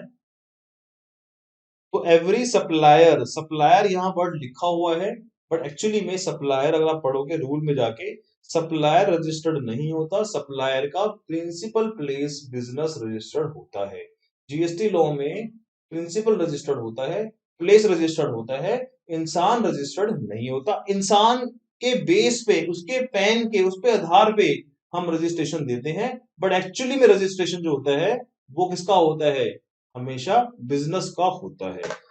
एक बार की बात है, मैं एक डिपार्टमेंट में गया हुआ था, जीएसटी डिपार्टमेंट में, बीकाजी कामा प्लेस दिल्ली में है। तो वहां पे एक असिस्टेंट कमिश्नर थे, उनके पास कोई वकील बैठा हुआ था अपनी पार्टी को लेके, पार्टी मतलब क्लाइंट को लेके। और वो क्लाइंट का आपस में झगड़ा था। वो हस्बैंड वाइफ थे, उन्होंने कंपनी बनाई हुई थी, और वो हस्बैंड वाइफ दोनों के दोनों, उनका झगड़ा चल रहा था, उनका कोई ना कोई डिस्प्यूट था। तो वाइफ कह रही थी जी जीएसटी नंबर मेरे नाम किया जाए, क्योंकि कंपनी में डायरेक्टर मैं भी हूं और वो भी हैं, और मेरे नाम ही जीएसटी नंबर किया जाए। हस्बैंड कह रहे थे जी मेरे नाम, मेरे को कंट्रोल दिया जाए इसका पूरा जीएसटी नंबर का। तो केस आया हुआ था उस ऑफिसर के पास, और वकील कह रहा था जी आपके पास पावर है, आप पोर्टल से इनका आईडी पासवर्ड चेंज करके इस वाइफ के नाम पे कर दो। तो मैं किसी काम से गया हुआ था, उस ऑफिसर ने बोला कि सर आप क्या करते हो? मैंने कहा सर मैं जीएसटी पढ़ाता हूँ। कह रहे सर हमारा एक केस सॉल्व कर दोगे आप? मैंने कहा हाँ बताइए क्या केस है। कह रहे आप ना डिपार्टमेंट की तरफ से हमारे को लीड करो, क्योंकि जो वकील आया ना, ये वकील हमारे को ना लॉ में उलझा रहा है। आप हमारे को गाइड करो, आप हमारे साथ बैठ जाओ डिपार्टमेंट के साथ में। आप बस काउंटर आर्ग्यू कर देना हमारे साथ। ठीक है जी, बैठे थे, कोई दिक्कत नहीं है, हम बैठ गए। बैठने के बाद वो लेडी आई, उसने आते ही रोना धोना शुरू कर दिया। हाय सर, आप मेरा रजिस्टर नंबर चेंज कर दो, वो तो गंदा आदमी है, ये है वो है फलाना टिकटा, बहुत बातें हुई। ऑफिसर ने बोला ये हमारे सीए साहब हैं, ये आपकी केस को सॉल्व करेंगे, आपका मैटर सॉल्व करेंगे। तो बात निकल के ये आई कि उन्होंने अपना एड्रेस चेंज कर लिया था, और एड्रेस उन्होंने चेंज करके कहीं और चले गए थे। उन्होंने जो उनका मेन एड्रेस था द्वारका में, जिस नंबर से उन्होंने जीएसटी नंबर लिया था, एक्चुअली में आज की डेट में वो एड्रेस एग्जिस्ट ही नहीं करता था। मैंने इस बात को पकड़ लिया, मैंने कहा सर ये तो बहुत बड़ा वॉल्यूशन हो गया, क्योंकि जीएसटी लॉ में सप्लायर रजिस्टर्ड नहीं होता, सप्लायर का प्लेस रजिस्टर्ड होता है। वो कंपनी रजिस्टर्ड तो होती है, साथ में उसका प्लेस रजिस्टर्ड होता है, और प्लेस तो इनका मर चुका है, प्लेस तो इनका है ही नहीं। तो इनका तो जीएसटी नंबर कैंसिल होना चाहिए। ये बात कर रहे हैं आपसे, हमारा पोर्टल के अंदर आईडी पासवर्ड चेंज कर दो, ये कर दो, वो कर दो। आप तो पहले इनको नोटिस दो एक बार कि अपना बिजनेस को लेके आओ, जिंदा करो। आपका बिजनेस मर चुका है, आपका प्लेस ऑफ बिजनेस तो है ही नहीं, और आप कह रहे हो हमारा जीएसटी नंबर, हमारा पासवर्ड चेंज कर दो। तो ऑफिसर तो आप वो बोला होगा, उसको जोश आ गई तुमसे। कह रहे मैडम एक काम करो, आपको नोटिस डाल रहा हूँ फटाफट, आपका तो प्लेस ऑफ बिजनेस ही नहीं है, और आप कह रहे हो जीएसटी नंबर आपका आपको चाहिए। आपको कैसे मिलेगा? आपका तो बिजनेस नहीं है तो जीएसटी नंबर ही नहीं है। आपको तो जीएसटी नंबर कैंसिल मैं करने का ऑर्डर डाल रहा हूं। ये बात बोलनी थी। वकील ने हाथ जोड़े, मैडम ने हाथ जोड़े, सर गलती हो गई, हम जा रहे हैं, हम जा रहे हैं, जो करना है आप कर लो। मतलब उन्होंने तो जो बहस कर रहे थे वो उनकी पूरी बात ही चेंज हो गई पूरी। तो छोटी सी बात है, जो हमारा रजिस्ट्रेशन होता है वो प्लेस ऑफ बिजनेस के ऊपर डिसाइड होता है। ये बात मैं आपको और आगे अच्छे से गहराई में और आगे मैं कनेक्ट कराऊंगा। तो ये हमने बात कर ली, ओनली अभी तक हमने एक सब सेक्शन की बात कर रही है। अब हम बात करते हैं प्रोवाइजो की। प्रोवाइजो क्या कहते हैं? Provided where such person make taxable supply of goods or services from special category state exceed 10 lakh rupees। कह रहे जी स्पेशल कैटेगरी स्टेट की लिमिट 10 लाख रुपए रहेगी। ये बात हम प्रोवाइजो में बोल रहे हैं। मैं आपको भी पढ़ा के आ चुका हूं इंडिया एक्सपर्ट लेवल पे, कि क्या पढ़ा था मैंने? 3 स्टेट ऐसी हैं, जम्मू कश्मीर, असम और हिमाचल प्रदेश, इन्होंने अपने आप को नॉर्मल माना है, तो इनकी लिमिट 20 लाख रखी गई है। इस बात को नकल करते हुए कुछ स्टेट और आगे आ गई। कह रहे जी for the purpose of, government ने एक प्रोवाइजो डाला, प्रोवाइडेड फर्दर, इसको बोलेंगे proviso number 2, that the government may on the request of special category state. Government ने कहा कि स्पेशल कैटेगरी स्टेट की रिक्वेस्ट पे, स्पेशल कैटेगरी स्टेट की रिक्वेस्ट पे हम जो लिमिट है 10 लाख रुपए की, इसको 20 लाख कर सकते हैं। हम 10 लाख की लिमिट 20 लाख कर सकते हैं। और ये रिक्वेस्ट किसने दी? सबसे पहले तो दी असम ने, जेएनके ने और हिमाचल प्रदेश ने। उन्होंने बोला जी हमारी लिमिट तो कंपोजिशन स्कीम में भी यही थी, नॉर्मल वाली, तो यहां भी हमें नॉर्मल बना दो, हमारी लिमिट 20 लाख रहेगी। ध्यान रखना, स्पेशल असम पे तो इंस्टीट्यूट इतना मेहरबान है, पता नहीं असम में क्या है ऐसा। इंस्टीट्यूट ने कम से कम 15 क्वेश्चन पूछे हुए असम पे। तो असम में क्वेश्चन आ जाए ना आपके एग्जाम में, आप खुश रहना कि सर असम तो आ गया, हमारे तो बल्ले बल्ले हो गए। तो असम पे जो लिमिट रहेगी वो 20 लाख रहेगी। एक प्रोवाइजो और डाला गया। सर कितने प्रोवाइजो डालोगे आप? ये डाला इन्होंने पहला प्रोवाइजो, इसको बोलते हैं प्रोवाइजो। ये डाला इन्होंने दूसरा प्रोवाइजो, ये डाला कि लिमिट रहेगी 10 लाख। फिर ये डाला लिमिट रहेगी 20 लाख जो रिक्वेस्ट कर दे। उसके बाद एक प्रोवाइजो डाला गया, प्रोवाइजो 3, ये भी हमारे एक्ट में ही डाला गया है। क्या डाला गया जी? समझते हैं। प्रोवाइडेड ऑल्सो द गवर्नमेंट में at the request of state. ऊपर बात कर रहा था कि हम स्पेशल कैटेगरी की रिक्वेस्ट मानेंगे, यहां पे कुछ स्टेट भी आ गई पिक्चर में। कह रहे जी आपने इनकी लिमिट बढ़ा के 10 से 20 कर दी, हमारी लिमिट 20 से 40 कर दो। हम तो नकलची बंदर हैं, हमने कहा जी स्पेशल कैटेगरी स्टेट की लिमिट आपने 10 से 20 कर दी, तो हमारी 20 से 40 कर दो। उनकी डबल करी है, हमारी भी डबल कर दो। बट हाँ रिक्वेस्ट पे करना, रिक्वेस्ट पे अगर कोई स्टेट कह रही है कि मेरी लिमिट को 20 से 40 कर दो, तो ही आपको वो करना है, हर स्टेट की नहीं करनी। तो कुछ स्टेट ने यहां रिक्वेस्ट करी, वो कौन सी स्टेट है मैं आपको बताऊंगा। तो at a request of state limit जो है वो 20 लाख से 40 लाख कर दी जाए। इसको बोलते हैं नकल, नकल नकल नकल। मतलब पहले स्पेशल कैटेगरी स्टेट ने बोला कि मेरी लिमिट 10 से 40 कर दी जाए, तो नॉर्मल स्टेट कह रही है हमारी लिमिट 20 से 40 कर दी जाए। कोई बात नहीं, कर देंगे आपकी लिमिट भी, बट किसी की रिक्वेस्ट पे ही करेंगे। अब देखते हैं रिक्वेस्ट किसने क्या क्या दी, ये देखते हैं रिक्वेस्ट किसने क्या क्या दी, समझते हैं जी।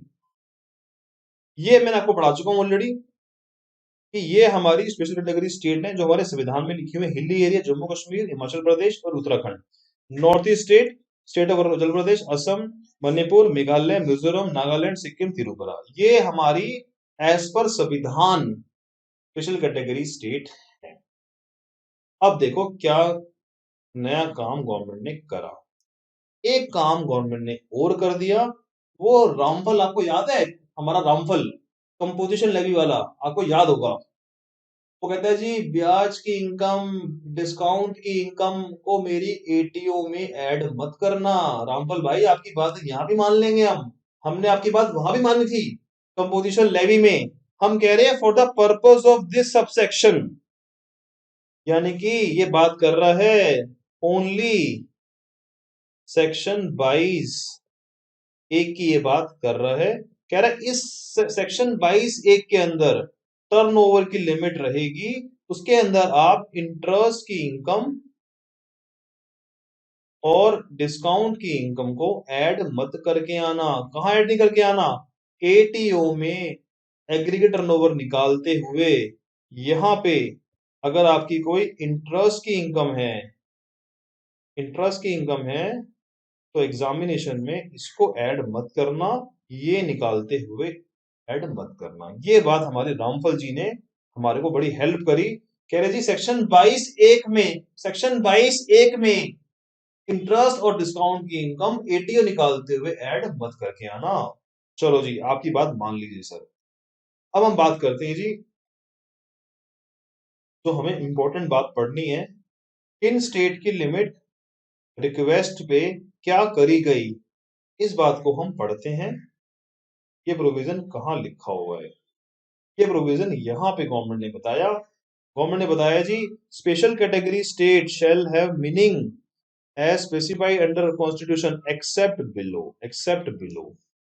7 स्टेट ने अपने आप को स्पेशल कैटेगरी स्टेट से अलग कर लिया। कह रहे जी हम स्पेशल कैटेगरी स्टेट में आना ही नहीं चाहते for the purpose of this chapter. मैं बात नहीं कर रहा कंपोजिशन लेवी की, मैं कह रहा हूं for the purpose of this chapter only हम स्पेशल कैटेगरी स्टेट में नहीं आना चाहते। ये तो आपको याद ही है, जम्मू कश्मीर और हिमाचल और असम, ये तो हमें पहले से याद है सर, ये तो जन्म जन्म के हमेशा साथी रहेंगे, ये तो हमेशा नॉर्मल ही ट्रीट होंगे, नॉर्मल स्टेट ट्रीट होंगे कंपोजिशन लेवी में भी और रजिस्ट्रेशन लेवी में भी। दोस्तों मैं आपसे एक बात बोलना चाहता हूं, आप दोस्तों आप एक काम करो, एक मास्टर चार्ट बनाओ, मास्टर चार्ट। चार्ट बनाने में काफी लोग अच्छे हैं, काफी मैं देखता हूँ टेलीग्राम चैनल पे काफी लोग अच्छे चार्ट बनाते हैं, जैसे अभिषेक बंसल जी काफी अच्छे चार्ट बनाते हैं जीएसटी के, और उनका एक टेलीग्राम चैनल भी है जहाँ पे वो चार्ट शेयर करते हैं।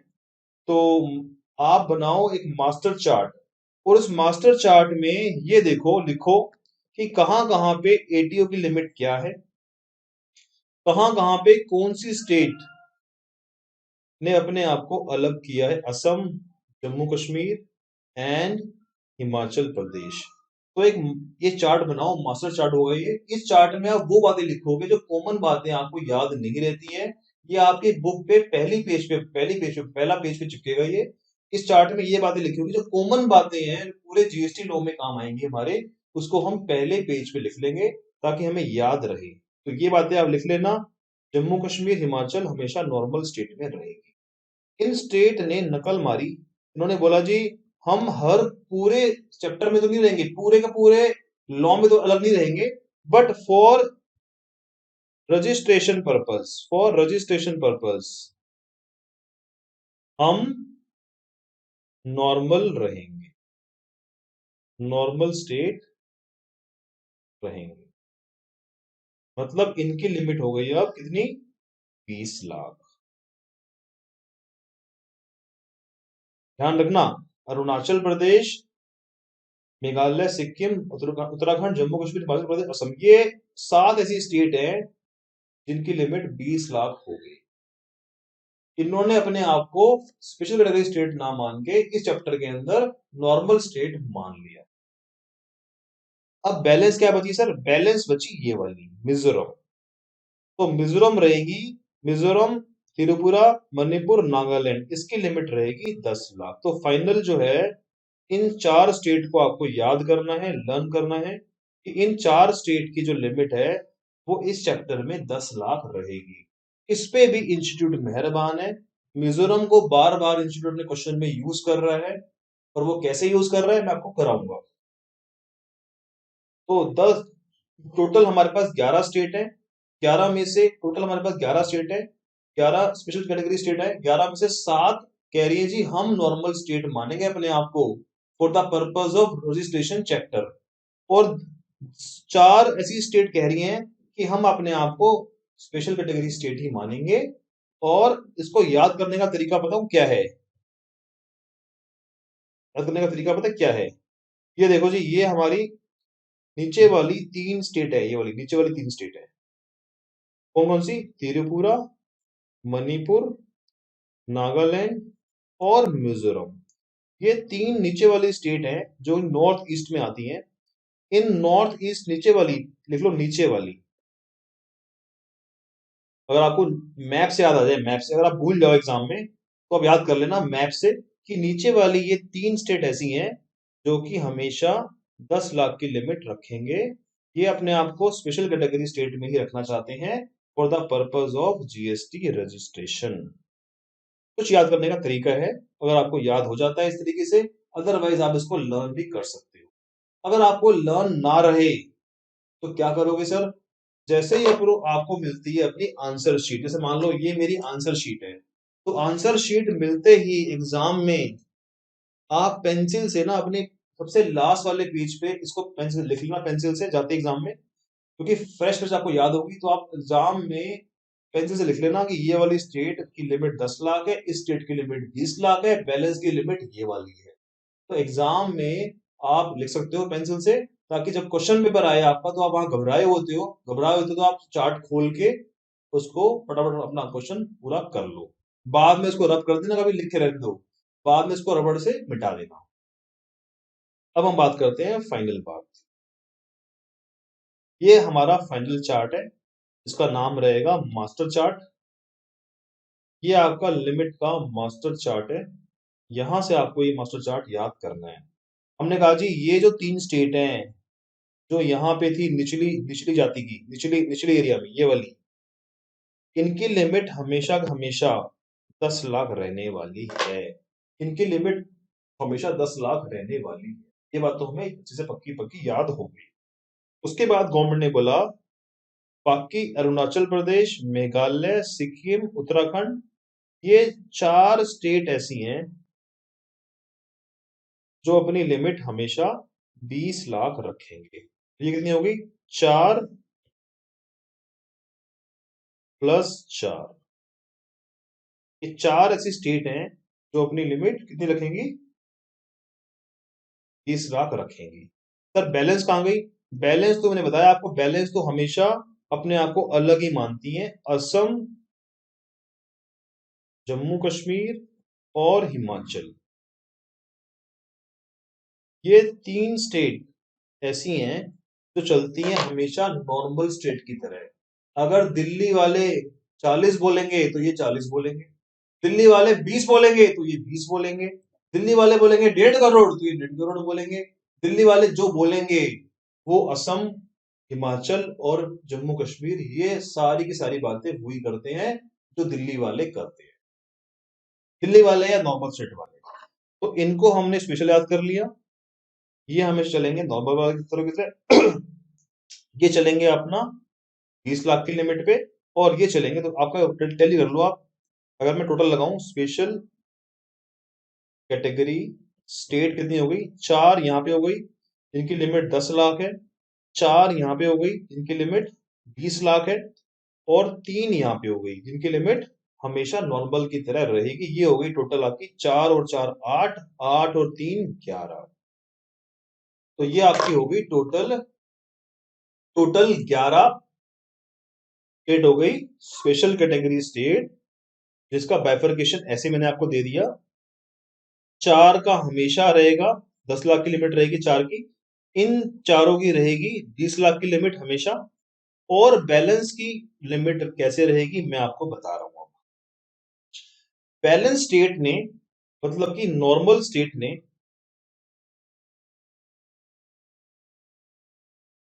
अब ध्यान रखना, normal state include Assam, Himachal और जम्मू, याद रखना, normal state include Assam, Jammu Kashmir और हिमाचल।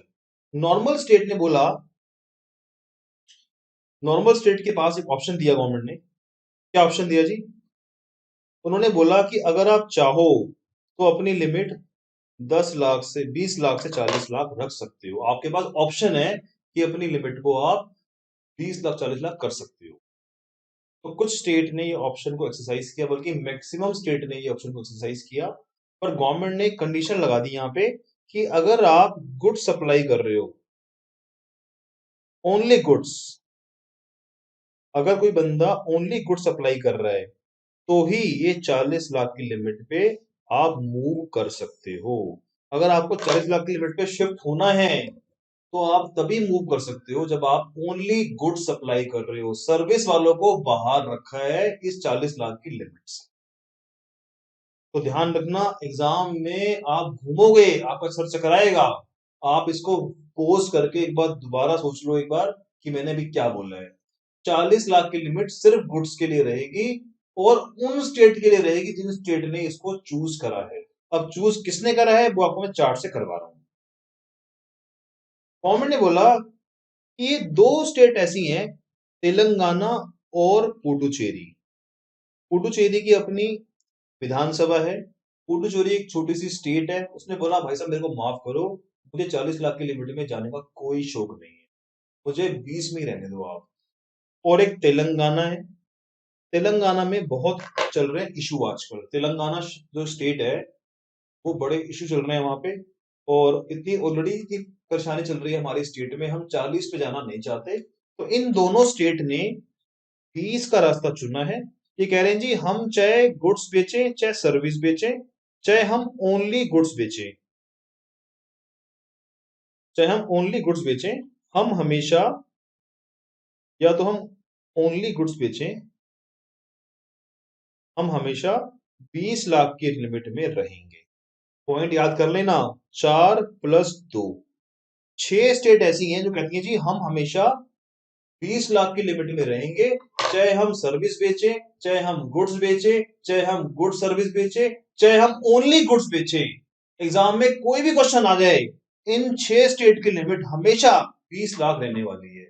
और सेम बात यहां पे है, चाहे हम गुड्स बेचें, चाहे हम सर्विस बेचें, चाहे हम ओनली गुड्स बेचें, हमारी लिमिट हमेशा 10 लाख रहने वाली है। मिजोरम, त्रिपुरा, मणिपुर, नागालैंड।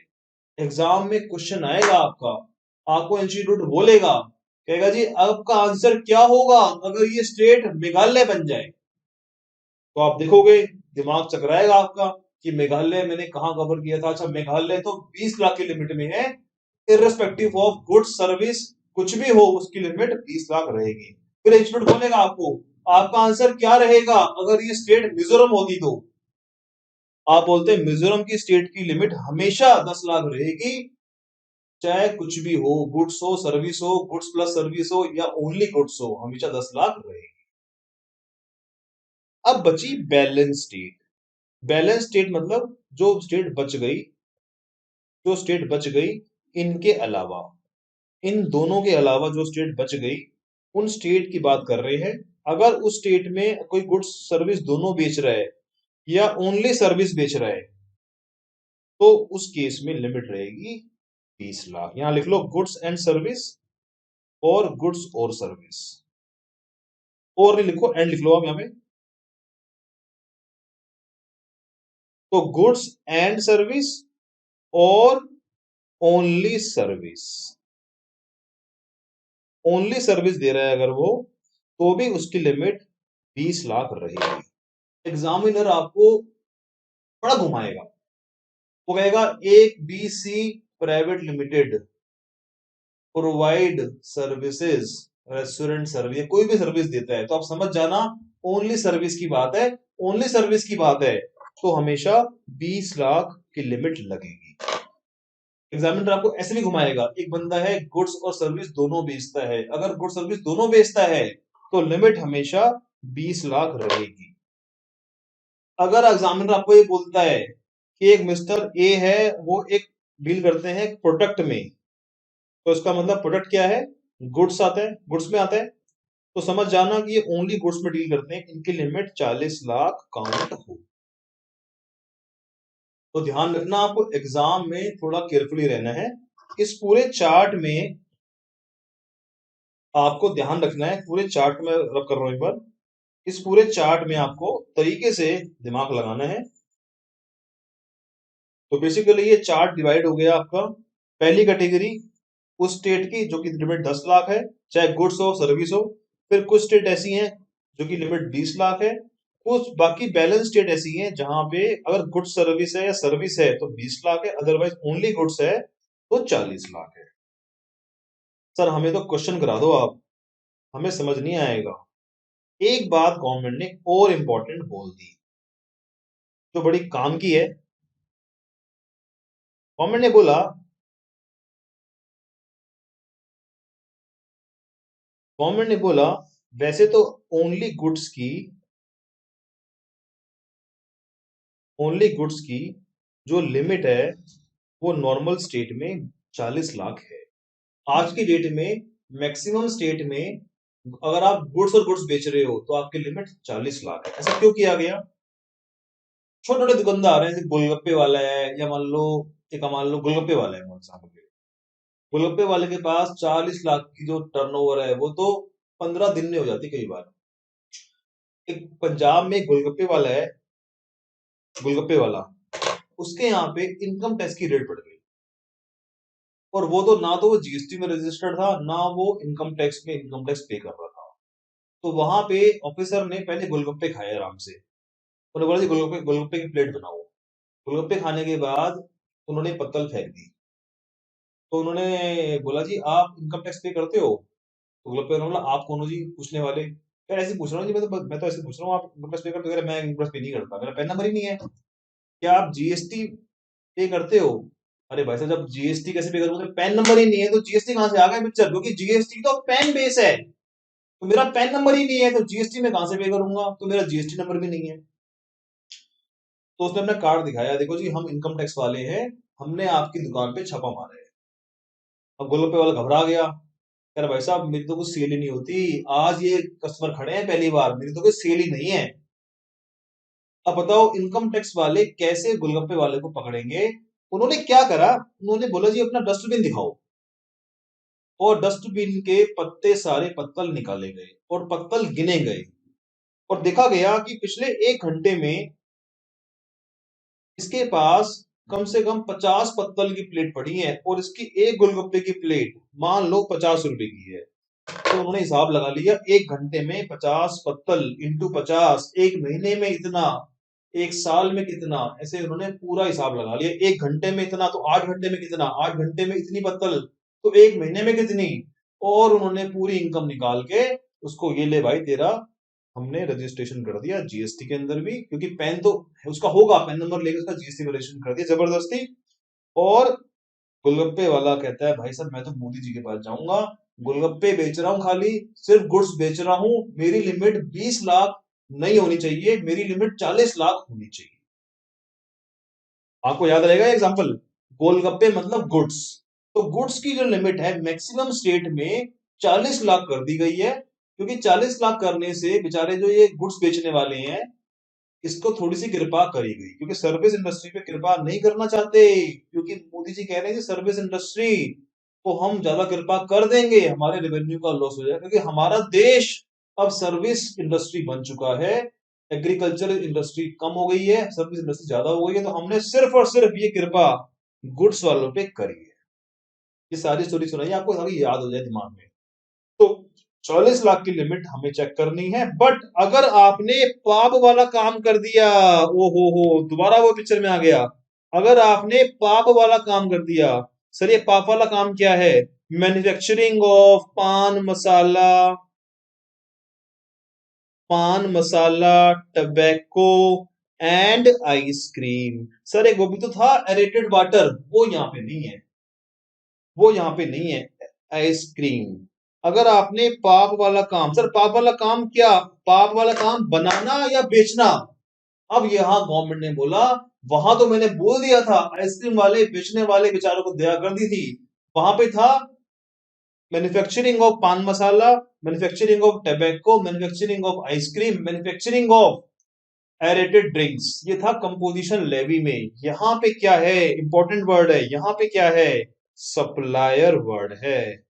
यानी कि अगर आप पान मसाले में डील कर रहे हो, पान मसाला में बेच रहे हो, पान मसाला टबैको आइसक्रीम बेच रहे हो, तो भी हम आपको ये स्कीम 40 वाली स्कीम को उठा के यहां ले आएंगे।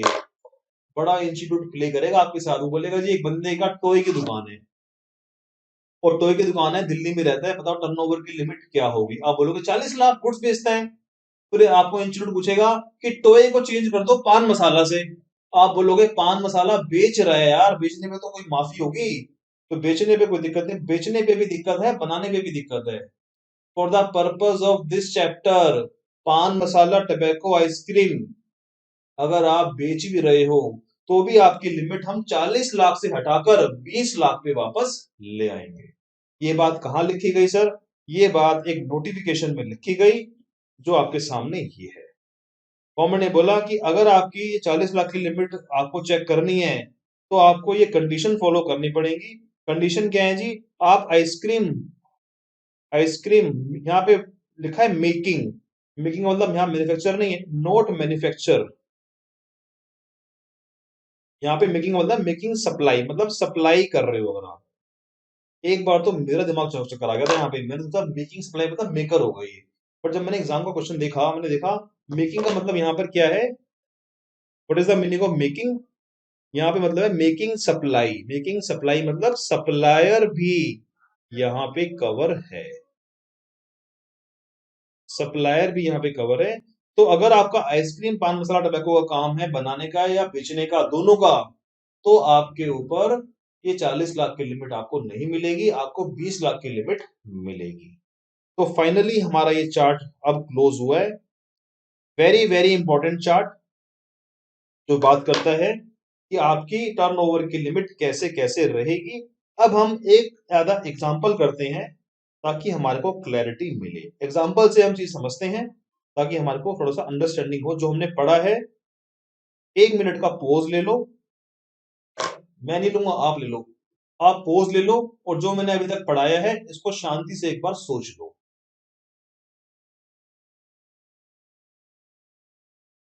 चलिए जी एग्जाम्पल को हम समझते हैं। Example number 1, Prithviraj Assam. ओहो, असम आती ना हमारा तो बल्ले बल्ले हो गए। सर ने समझाया था असम हमेशा नॉर्मल स्टेट में आएगी, मतलब इसकी लिमिट 20 लाख भी हो सकती है, 40 लाख भी हो सकती है। अगर 40 लाख होगी तो कब होगी? अगर ये गोलगप्पे यानी कि गुड्स बेच रहा है, सिर्फ गुड्स बेच रहा है, प्लस में ये पान मसाला टबैको और आइसक्रीम पाप वाले काम नहीं कर रहा, तभी इसको हम 40 लाख की लिमिट देंगे। ये हमारे माइंड में सेट हो गया है। एक्सक्लूसिवली इन इंट्रा, हम बात कर रहे हैं इंट्रा की, सही है जी। क्या बेच रहा है? शूज बेच रहा है। शूज क्या होते हैं जी? गुड्स होते हैं। बहुत बढ़िया। उसके बाद एग्रीगेट टर्नओवर कितनी है इसकी, 22 लाख है, कोई दिक्कत नहीं है जी, 22 लाख पे तो कोई दिक्कत ही नहीं है। इन view of discussion para the applicable threshold limit two is given 40 lakh. हमने कहा जी आपकी लिमिट 40 लाख है, क्योंकि आप गुड्स बेच रहे हो, पहली बात। दूसरी बात, आप नॉर्मल स्टेट में आते हो हमारे लॉ के हिसाब से, तो आपकी लिमिट कितनी रखी है, 40 लाख रखी है। और एग्जामिनर ने लिखा नहीं यहाँ पे कि ये क्या बेच रहा है, ओनली शू बेच रहा है। इसका मतलब ये पान मसाला टबैको आइसक्रीम नहीं बेच रहा, इसको 40 लाख की लिमिट मिल जाएगी। In above example the other things remaining same, Prithviraj exclusively supply of pan masala. Supply है यहाँ वर्ड, मैन्युफैक्चरिंग वर्ड नहीं है, तो मैन्युफैक्चरिंग एंड सप्लायर दोनों कवर है। पान मसाला है तो हम क्या ये लिमिट दे देंगे, हमने कहा जी अब आप 40 लाख की लिमिट से आउट हो जाओगे और आप पहुंच जाओगे 20 लाख की लिमिट में, क्योंकि आपने पाप वाला काम कर दिया है। अब आपको हम आउट कर देंगे। तो ये बात लिखी हुई है, इसकी जो लिमिट है वो अब 20 लाख हो गई है, और टर्नओवर कितनी है इसकी, 22 लाख है। तो now Prithviraj will be liable to get registration under section 22। Section 22 में आप जीएसटी नंबर आपको लेना पड़ेगा, क्योंकि आपने पाप वाला काम अपनी सेल में ऐड कर दिया है। एग्जाम्पल नंबर 2 देखते हैं। Example number 2, Shivaji of Telangana. ओहो, तेलंगाना से याद आ गया सर, तेलंगाना और पुडुचेरी अपने आप को कुछ और ही समझते हैं। याद है मेरा चार्ट आपको, तेलंगाना का नाम सुनते ही मेरे दिमाग की घंटियां बज गई। तेलंगाना ने कहा था कि मेरी लिमिट हमेशा 20 लाख रहेगी, मुझे 40 लाख में नहीं जाना। अरे भाई मुझे नहीं जाना, मेरे यहाँ बड़ी समस्या चल रही है स्टेट के अंदर, मैं ऑलरेडी परेशान हूं, तो मुझे 40 लाख पे नहीं जाना। अब हम इस क्वेश्चन को पढ़ेंगे, हमारा माइंड क्लियर रहेगा। Telangana exclusive in intra supply of toys, his aggregate turnover is 22 lakh. Since Shivaji is making taxable supply from Telangana, he will not be eligible for higher threshold. इसको 40 लाख की लिमिट नहीं देंगे। ये कह रहा है मैं ऑलरेडी परेशान हूं, मुझे 40 लाख की लिमिट नहीं चाहिए, तो ये जीएसटी नंबर ले लेगा, क्योंकि इसको 40 लाख की लिमिट अलाउड नहीं है। तेलंगाना की जगह वो बोलते, तेलंगाना की जगह मान लो बोलता असम है, तो आपका आंसर चेंज हो जाता। In above example, other thing is remaining same. The supply of toy applicable threshold limit is 20 lakh. Thus Shivaji will be, तो यहाँ पे जीएसटी नंबर उसको लेना है। कह रहा है Shivaji is engage in supply of taxable supply and goods. अगर कह रहा है जी अगर आप गुड्स और सर्विस दोनों सप्लाई कर रहे हो, तो क्या आपका आंसर सेम रहेगा? आप बोलोगे तेलंगाना की लिमिट तो हमेशा 20 लाख ही रहने वाली है, चाहे भले ही आप गुड्स बेचो, चाहे भले ही आप सर्विस बेचो, हर केस में इसकी लिमिट 20 लाख रहने वाली है। हम नहीं हिलने वाले सर, हमारे कंसेप्ट बहुत क्लियर हैं। एग्जामिनर कहीं से कुछ भी निकाल के दे दे, हम तो क्वेश्चन में गलती निकाल देंगे, हम अपना आंसर गलत नहीं करके आएंगे। तो फर्दर सर्विस और गुड्स दोनों वाले केस में भी हमारी लिमिट 20 लाख ही रहने वाली है, और जीएसटी नंबर तेलंगाना के अंदर उसको लेना पड़ेगा। तो ये आंसर हो गया आपका तेलंगाना का। तेलंगाना पर भी इंस्टीट्यूट क्वेश्चन पूछ सकता है, क्योंकि अभी रिसेंटली तेलंगाना और पुडुचेरी को हमने 40 वाली लिमिट से नहीं रखा, 20 में रखा हुआ है। तो अब आगे हम करते हैं असम। असम पे तो गवर्नमेंट हमारा इंस्टीट्यूट बड़ा मेहरबान है। असम पे तो इतनी मेहरबानी है, इतने क्वेश्चन पूछ चुके हैं असम के ऊपर। Assam is exclusive engage in intrastate supply of readymade garment. ओहो, यानी कि ये गुड्स में डील कर रहा है। इसका मतलब गुड्स मतलब गोलगप्पे, गोलगप्पे मतलब 40 लाख की लिमिट इसको दी जाए। करंट ईयर में इसके टर्नओवर 28 लाख है, कोई दिक्कत नहीं है जी, 40 लाख तक तो हमें कोई कुछ दिक्कत नहीं है आपको। And another showroom in Tripura. ओहो, एक नया कंसेप्ट डेवलप होके आएगा सर हमारे सामने। मैंने कहा जी इसका एक शोरूम तो असम में है और एक शोरूम तिरुपुरा में है। सर ये तो पढ़ाया नहीं आपने। अगर एक बंदे के दो शोरूम अलग अलग स्टेट में है, तो टर्नओवर की लिमिट कौन सी गिनी जाएगी? ये बात कहीं नोट कर लो आप अलग से। अगर आप एक बार किसी ऐसे स्टेट में आ गए जिस स्टेट की लिमिट 10 लाख है, तो आपकी लिमिट पूरे अक्रॉस इंडिया आपकी लिमिट 10 लाख हो जाएगी। अभी ये असम में होते हुए भी इसकी लिमिट 10 लाख मान लीजिए, क्योंकि अगर इसने एक बार छोटी स्टेट में कदम रख दिया, एक बार छोटी स्टेट में कदम रख दिया, तो मान लेंगे ये आदमी छोटा है। याद करने के लिए टेक्निक है, अगर इसने एक बार छोटी स्टेट में कोई सामान बेच दिया टैक्सेबल, तो मान लेंगे ये आदमी छोटा है, और आदमी छोटा है तो उसकी लिमिट अब हमेशा हर जगह पे 10 लाख ही होगी। तो ये स्पेशल एग्जांपल है, इंपॉर्टेंट लिख लो, this is very special example जो एग्जामिनर ने यूज भी करा है। तो हमने कहा जी टर्नओवर 11 लाख है त्रिपुरा में, असम में 28 लाख है, तो what is my ATO? ATO हो गई मेरी 28 प्लस 11, ये हो गई मेरी 39 लाख। बताओ मेरी 39 लाख की टर्नओवर है, अगर मैं लॉ पढ़ूंगा तो मैं 40 लाख के टर्नओवर में आ रहा था, क्योंकि अगर मैं असम में ही होता तो मैं कहाँ आ रहा था? मैं सिर्फ गुड्स बेच रहा हूं, मैं सिर्फ असम में हूं, तो 40 लाख के टर्नओवर में आ रहा था, मुझे जीएसटी नंबर नहीं लेना था। बट त्रिपुरा के चक्कर में छोटी स्टेट में जाने का देखा नतीजा क्या, कितना बुरा नतीजा होता है। आपकी जो लिमिट होगी अब वो घटा के 10 लाख कर दी जाएगी। तो now due to this Tripura turnover हमारी जो लिमिट है, तो the applicable threshold limit get reduce to 10 lakh rupees. इसके त्रिपुरा जाने की वजह से हम जो लिमिट है वो 10 लाख कर देंगे। So Raghav is liable to registered, इसको रजिस्ट्रेशन लेना पड़ेगा असम में भी और त्रिपुरा में भी। पर दोनों में क्यों लेना पड़ेगा? आप याद करो मेरी इस कंसेप्ट को। मैंने आपको बोला था कि अगर एक बंदे ने लिमिट क्रॉस कर दी और वो उस स्टेट से टैक्सेबल सप्लाई करता है, उस हर स्टेट से, असम से और त्रिपुरा से, दोनों स्टेट से टैक्सेबल सप्लाई करता है, तो दोनों स्टेट में उसको जीएसटी नंबर लेना पड़ेगा। क्योंकि मैंने आपको यहां पढ़ाया था जीएसटी नंबर लेना पड़ता है हर उस स्टेट में। याद याद करो ये कंसेप्ट मेरा, जीएसटी नंबर लेना पड़ता है हर उस स्टेट में जहां से वो टैक्सेबल सप्लाई करता है। जहां जहां जहां से वो टैक्सेबल सप्लाई करेगा उस हर स्टेट में आपको जीएसटी नंबर लेना पड़ेगा, अगर आपकी टोटल टर्नओवर पूरे इंडिया की एक बार एक्सीड हो गई प्रेस्क्राइब लिमिट से। तो हमारे इस एग्जांपल में इन दोनों स्टेट में नंबर लेना पड़ेगा, असम में भी और त्रिपुरा में भी, क्योंकि इन दोनों स्टेट में हम टैक्सेबल सप्लाई कर रहे हैं और दोनों स्टेट की टर्नओवर जो है वो लिमिट है वो 10 लाख मानी जाएगी। तो ये एग्जांपल सिंपल है, अभी कर लेना, ये भी एग्जांपल सिंपल है, ये भी आप कर लेना। मैं आपको एग्जांपल कराता हूं एडवांस लेवल का। तो ये हमारे एग्जांपल हो गए जो हमने कर लिए सेक्शन।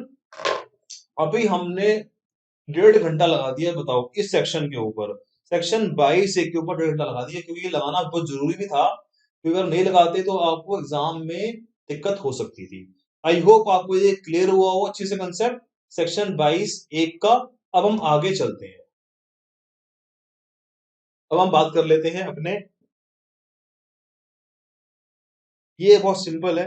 इसमें ये बात कह रहा है कि जो भी बंदा जीएसटी आने की पहले, तो मान लो जीएसटी आया 1 जुलाई 2017 को, तो जो बंदा यहाँ पे रजिस्टर्ड था एक्साइज में या वैट में, वो ऑटोमेटिकली यहाँ पे जीएसटी में रजिस्टर्ड हो जाएगा। तो ये सिंपल सिंपल है, इसमें कुछ भी ऐसा समझने वाला नहीं है। आगे चलते हैं हम अगले कंसेप्ट पे, transfer of business as going concern. इसका मैं आपको एग्जांपल देता हूं।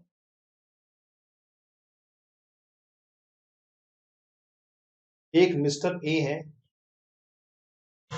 इनकी डेथ हो जाती है और इनका सन है मिस्टर बी। ये सारा का सारा बिजनेस ट्रांसफर हो जाता है मिस्टर बी को। पहले तो बताओ क्या ये ट्रांजैक्शन सप्लाई है? क्या ये ट्रांजैक्शन सप्लाई है? सर हमें याद नहीं आ रहा, हमने पढ़ा था सेक्शन 7 के अंदर एक प्रोविजन, हमें याद नहीं आ रहा, शेड्यूल 2 में पढ़ा था। दादी माँ ने 2 डिलीशन कराए थे, एक डिलीशन कराया था गोइंग कंसर्न में आप दे रहे हो कोई कंपनी को, या फिर आप कोई फादर की डेथ हो जाती है, सन को मिलता है, तो उस केस में भी हम सप्लाई नहीं मांगते। एक्जेक्टली यही था शेड्यूल 2 में, दो बातें लिखी हुई थी। अगर मिस्टर ए की डेथ हो जाती है और मिस्टर बी को कुछ मिलता है, बताओ इसका पैन नंबर अलग होगा, फादर का पैन नंबर अलग होगा और बेटे का पैन नंबर अलग होगा, और जीएसटी नंबर पैन बेस है। तो बताओ क्या मिस्टर बी को न्यू रजिस्ट्रेशन लेना पड़ेगा? New registration, yes, mister B को नया रजिस्ट्रेशन लेना पड़ेगा। अच्छा बताओ, नया रजिस्ट्रेशन लेने के लाइबल ये कब होगा? When he is liable. Liable, liable मतलब लाइबिलिटी कब आएगी कि इसको जीएसटी नंबर नया लेना है? हम बोलेंगे जी मान लो डेथ हुई है इसकी, मान लो डेथ हुई है 5 मार्च को, तो बताओ क्या सन की लाइबिलिटी 5 मार्च को अराइज हो गई कि ये नया नंबर ले? तो आप क्या बातें कर रहे हो? बंदे के पापा की डेथ हो गई है और आप किसी से बातें कर रहे हो?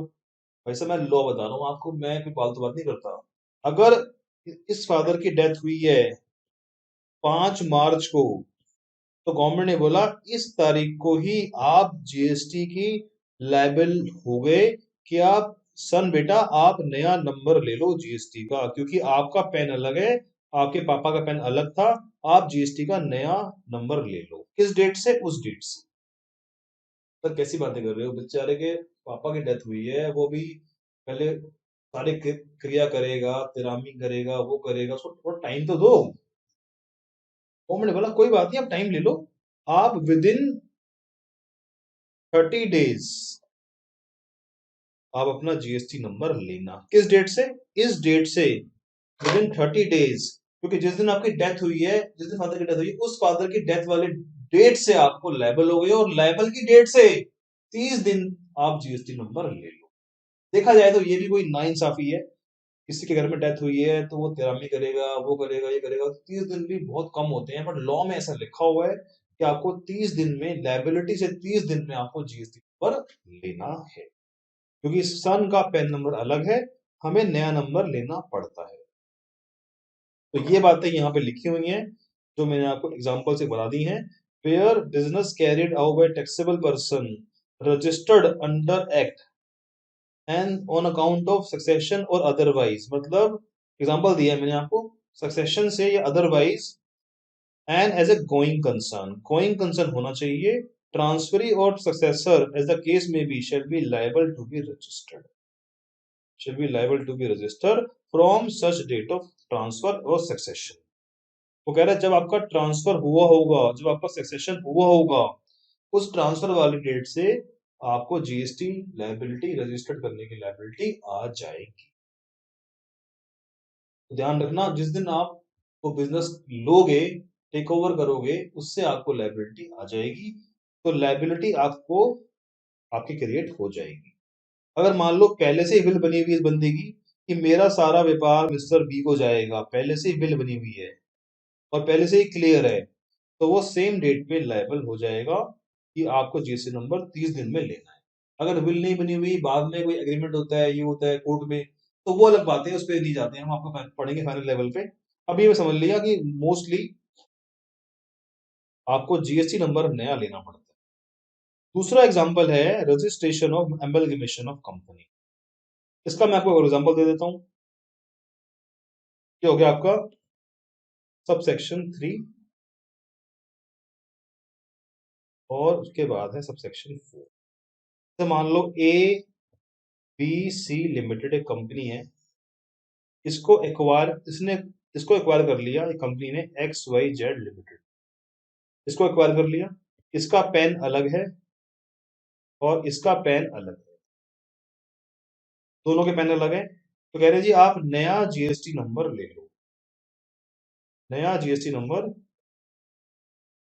अप्लाई कर दो। क्यों कर दो अप्लाई? क्योंकि आपका पैन अलग है और आप गोइंग कंसर्न हो, तो आपको सप्लाई भी नहीं मानेंगे हम। जो ये बिजनेस ट्रांसफर हुआ है, इसको हम वैसे बोलते हैं business business transfer.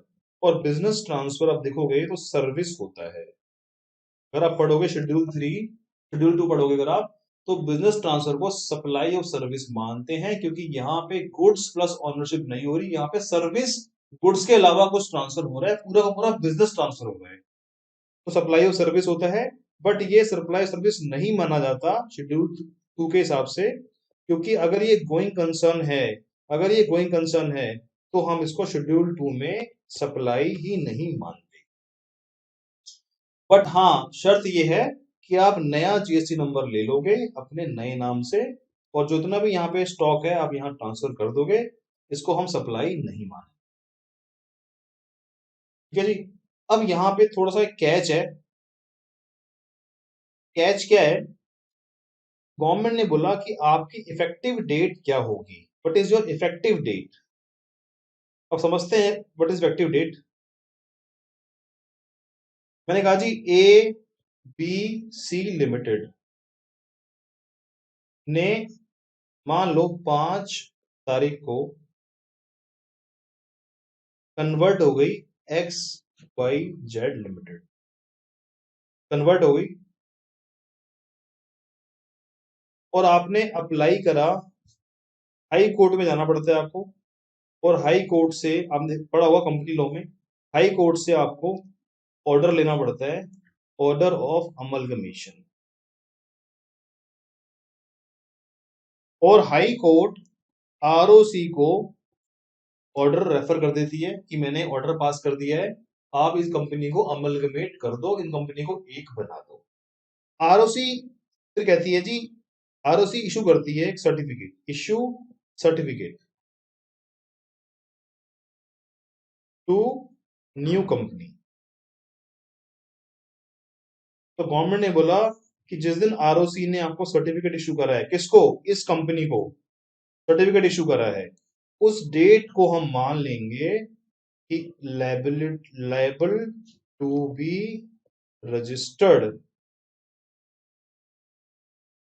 Under GST law. उस डेट को मान लेंगे कि आप जीएसटी में लायबल हो गए हो, आपको रजिस्ट्रेशन करवाना है। ये थोड़ा सा टेक्निकल पॉइंट इसलिए है, कुछ लोग कहते हैं जी जब इस डेट को ट्रांसफर हुआ है तो लायबिलिटी आ जाएगी एक्सवाईजेड लिमिटेड की, फिर हाई कोर्ट में केस गया, फिर हाई कोर्ट ने ऑर्डर किया, हाई कोर्ट में ऑर्डर किया, तो इन सब प्रोसेस में 6 महीने लग जाते हैं। तो बताओ वो बंदा इस डेट पे जीएसटी नंबर ले सकता है? नहीं ले सकता। हमारा मैटर हाई कोर्ट में चल रहा है, हाई कोर्ट से जाएगा आरओसी के पास, आरओसी फिर सर्टिफिकेट इशू करेगी, उस दिन हम लायबल होंगे जीएसटी नंबर लेने के। तो उस डेट से आपको जीएसटी नंबर लेना है जिस डेट से आपको आरओसी ने सर्टिफिकेट इशू किया है रजिस्ट्रेशन का। ये बात यहाँ पे लिखी हुई है जो मैंने आपको चार्ट से समझा दी। अमलगमेशन डीमर्जर, ट्रांसफरी, ट्रांसफरी कौन होता है? जो नई कंपनी है, new company shall be liable to be registered with effect from registrard of company issues certificate। जब registered of company certificate issue कर देगी हमारे को, किसको? नई कंपनी को, इसको बोलते हैं हम ट्रांसफरी, इसको बोलते हैं ट्रांसफरर। तो इस नई कंपनी को जीएसटी नंबर लेना है इस डेट से, जिस डेट से हमने सर्टिफिकेट इशू हुआ है, उस डेट से हमें जीएसटी नंबर लेना है। ये बात यहाँ पे लिखी हुई है। तो ये हमने सेक्शन 22 पढ़ा है अभी। ये हमारी दी हुई है एग्रीगेट टर्नओवर की लिमिट, जो हमें याद करना है कि इंटरेस्ट और डिस्काउंट को हमें लेस करके आना है for the purpose of section 22 sub section 1। ध्यान रखना, आप गौर करोगे इस सेक्शनों के अंदर लिमिट की बात नहीं करी हुई, इस सेक्शनों में लिमिट की बात नहीं करी हुई, इसलिए हमने एग्रीगेट टर्नओवर चेक ही नहीं करनी। For the purpose of only subsection 1 हमें टर्नओवर की बात चेक करनी है, एग्रीगेट टर्नओवर। और आप एक्सपोर्ट लेवल पे पढ़ चुके हो व्हाट इज एग्रीगेट टर्नओवर।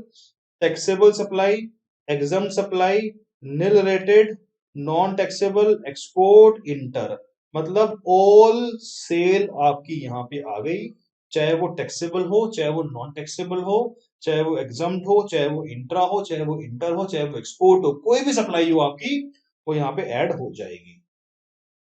क्या ऐड नहीं होगा यहाँ पे? कभी भी जीएसटी यहाँ पे ऐड नहीं होगा और सेस यहाँ पे ऐड नहीं होगा। फिर क्या इनकम टैक्स सेस ऐड होगा यहाँ पे? इनकम टैक्स सेस ऐड नहीं होगा। ये वाली बात कहाँ लिखी हुई थी?